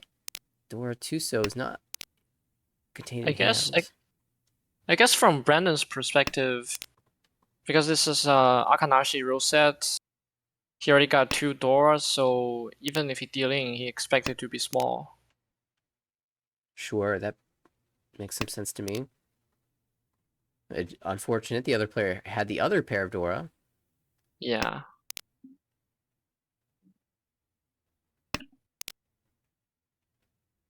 That's actually an interesting choice that Noel just had to make. You're overblocked. You have 3 Diamen. You have to cut one of them. Do you choose the 4-5 mon, the 7-8 pin, or the 5-6-so? Or rather, the 8-9-so? Chi.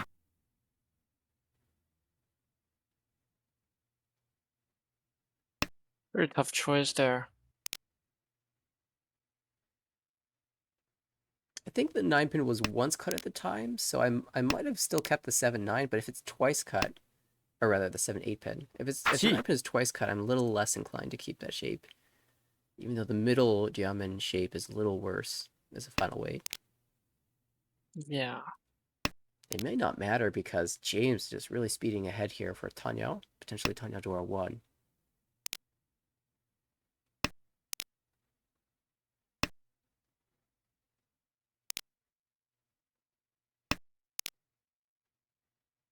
Let's see. Brendan on the left needs to find the third tune if he's going to open.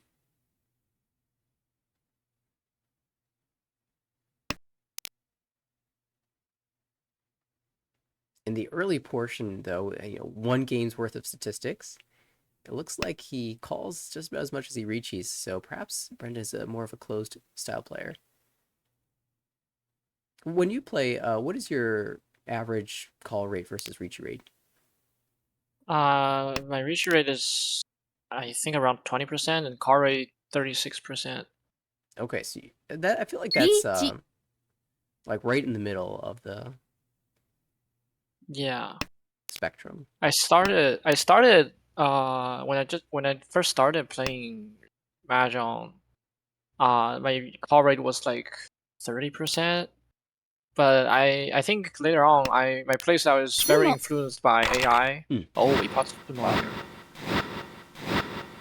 So all the AIs typically has a very high call rate. For Lucky J, it's almost 40%. Well, that's way higher than I was expecting.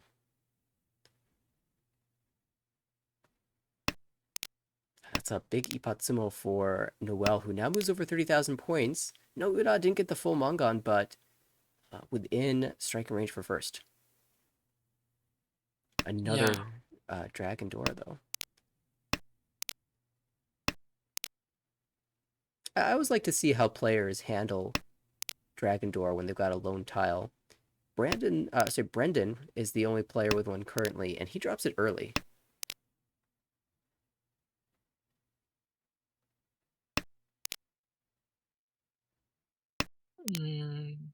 Usually you would want to either drop it early or just hold it forever until Ricci.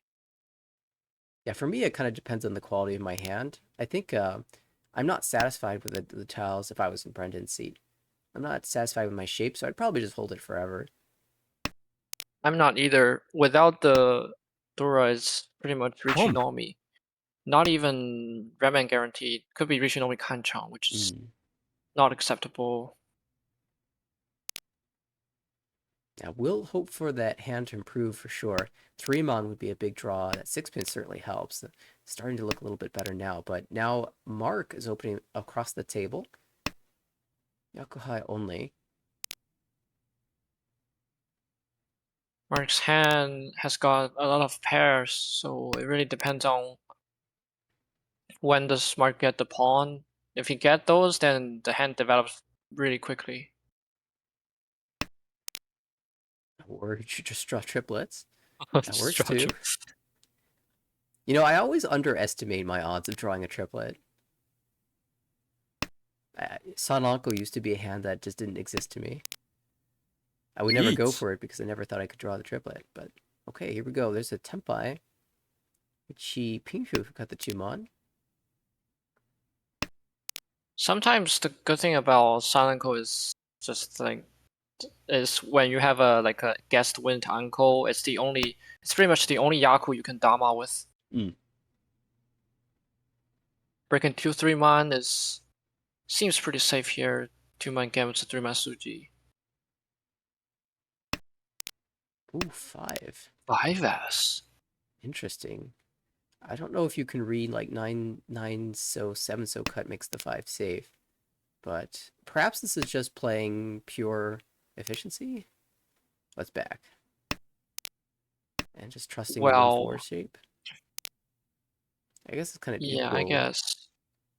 In fact, the 1-4 might be a little bit worse of a diamond just based on pure number of tiles available. But somehow that read is right on point. So those who did pass. We do have a Tempai across the table for Mark as well on 5-8 pin. Wrong. Reach Pinfu depends on the Ura. Statistically, the chance of a pin to hand getting a Ura is 33%, approximately 1/3, so wasn't lucky. Home. We'll need 2 more Pifurichis before he gets a Zuda. All right, early call from Noel. And notably that hit came on first place, so the score is moving back towards 30k again, evening out a bit. Yeah. It's a pretty intense game. The 3-mon is such a great draw, and also makes me a little sad because we can't force Chinitsu or something. Yeah, I guess from the north cut, he's already not considering Kunitsu. 9-man is Dora, so I guess he just want to draw the tiles around 7-man to hope for the Dora draw. Certainly makes sense. Second call there from Noel Ishanten. We saw a shape similar to this with Brendan when he had the Dora call. Yeah. Usually, I don't like this kind of headless shape, but with Yaku, he could always go Dora Tanki, so makes sense. Well, that's a third Dora, by the way, for Brendan. This ace so dealing. Unlucky timing there. Just 1,000 points, though. The gap now between first and second is 2,300. 1,300. We've got... Oh, you mean... Oh, yes, between first and second, rather. Yeah, first and second. But yeah, 1,300 between third and fourth. Very close between the two positions. And that also makes things really tense in South 3 because, you know, if you win a hand, that changes things. But if someone else wins a hand, that changes things. If you deal into somebody, that will change things dramatically too. So this South 3 becomes incredibly important all of a sudden in terms of setting yourself up into a good position to play all last. Yeah, being the third place into South 4 is very different from being the fourth place. It'd be very important for the players to be mindful of what's going around the other table, not just focusing on their own hand. Although Noel looks to be perhaps the fastest here. Oh, Brendan on the right, also very fast. Cutting north here, giving up on Yishanten.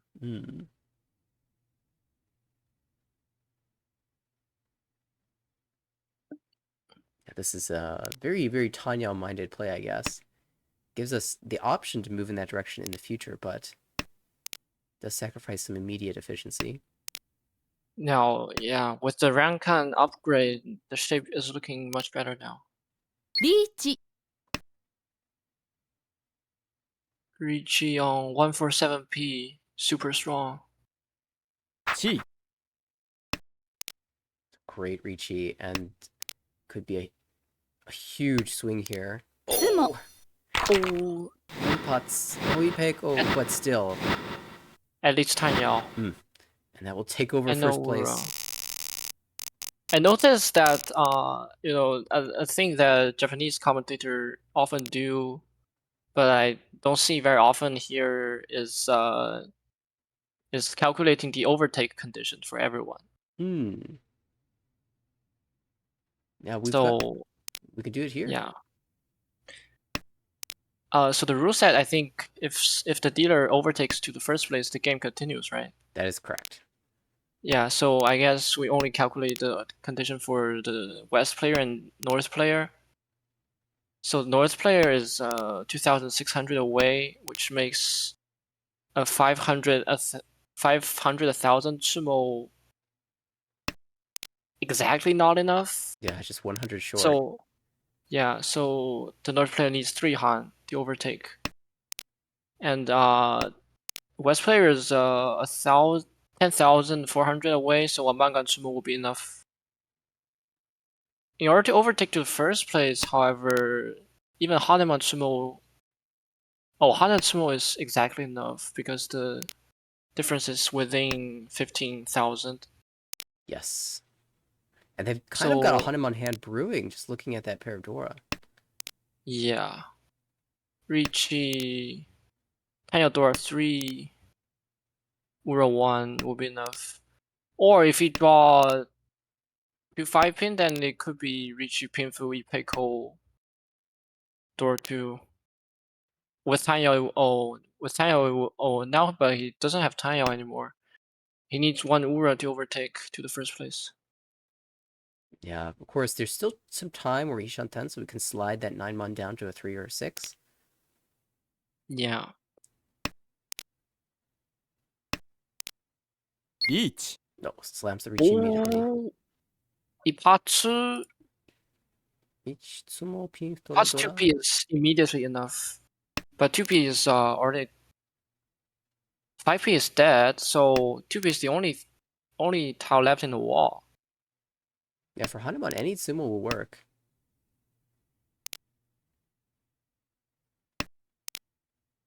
Oh, sorry, any 2-pin or Uda. Yeah. Yeah, Ipat's 2-pin or Uda. We already lost Ipat's, so 2-pin or Uda. And of course, we need the Tsumo here. I think he'll take any Roan off of Brendan, though. And honestly, if he's in danger of 4th, he might just consider taking any Roan. Where's James in the standing? Oh, 9th place. Maybe, would you just play for 4th avoidance, or would you pass a Roan off of Mark? I think the rule set here is like it doesn't have that kind of serious punishment towards the 4th place as compared to Tenho or Mahjong Soul. Mm-hmm. So I don't know. Well, now that there's another Ricci, I imagine we just take any win.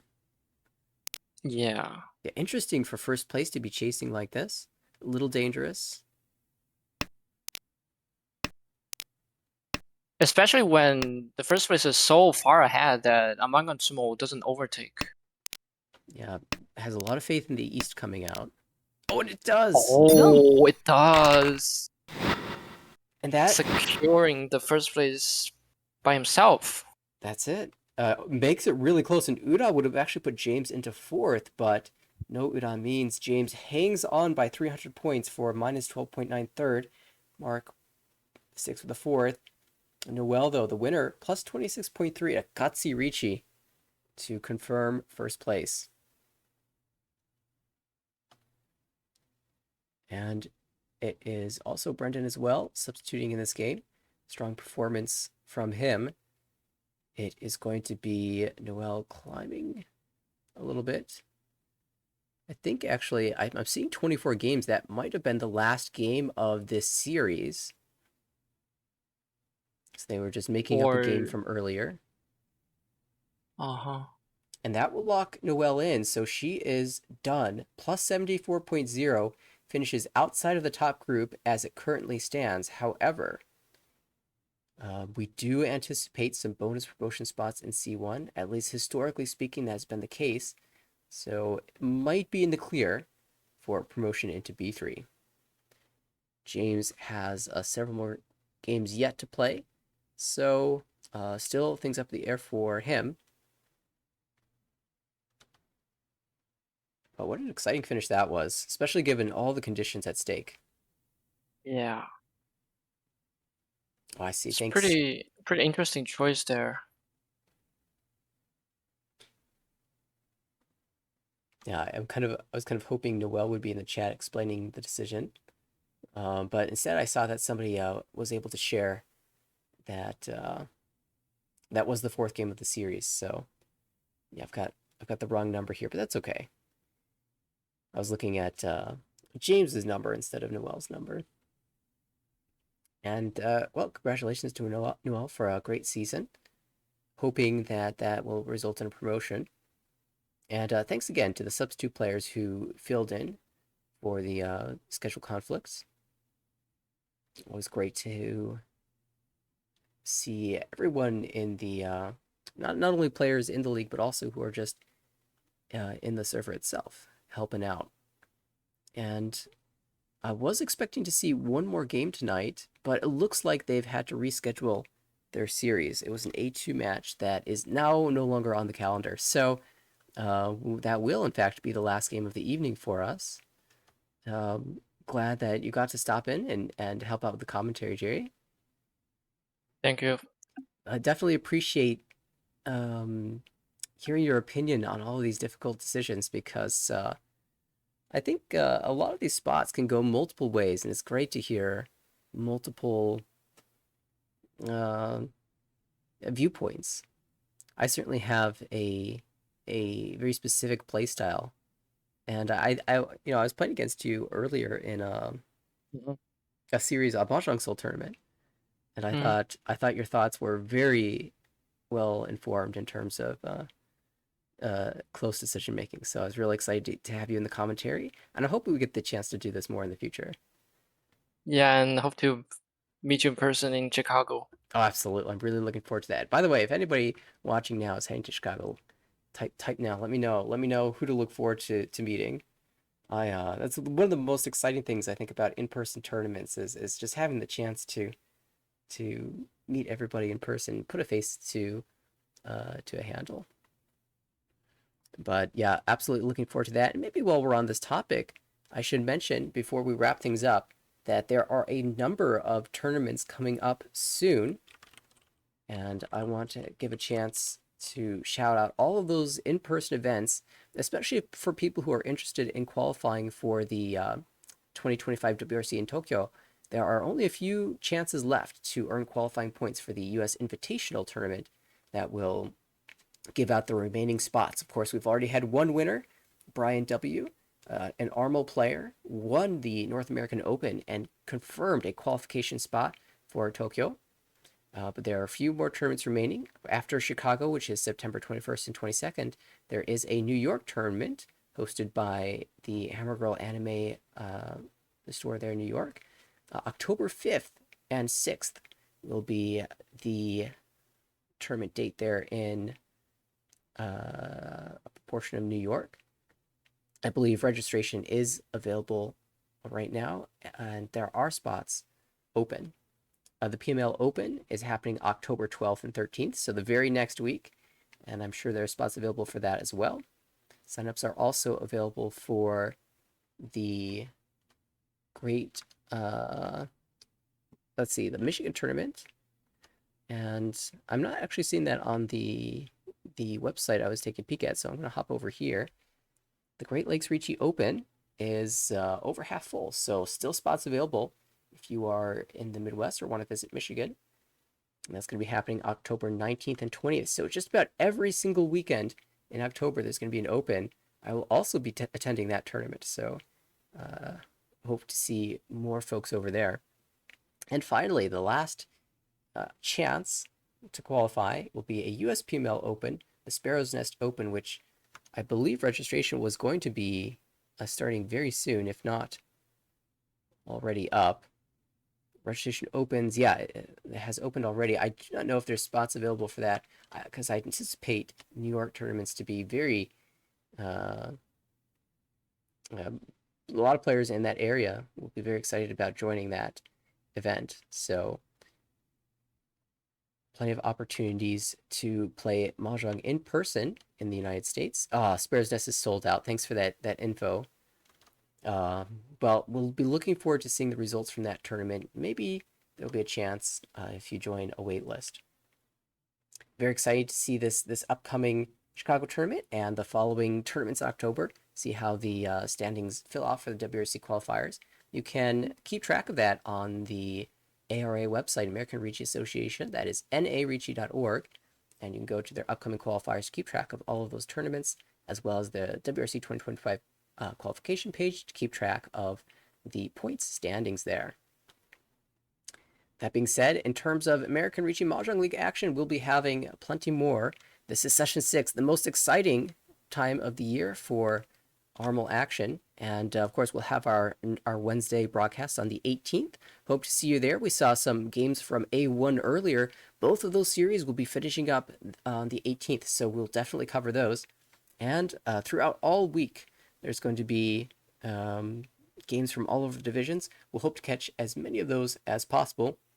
I do not have a confirmed date for our next broadcast, but if you follow the Twitch link, you can stay abreast of any upcoming broadcasts. And of course, if you'd like to see anything that you may have missed live, check out our YouTube channel, which is at American Ricci on YouTube.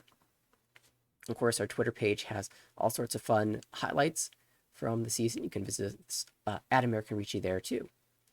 I want to extend a thanks once again to my fellow commentators, Jeffrey and Jerry. Definitely appreciate you hopping in. And to everybody who's watching, hope you had a great evening. Hope you enjoyed the Mahjong action. And we'll see you in the next broadcast. Have a good one, everybody.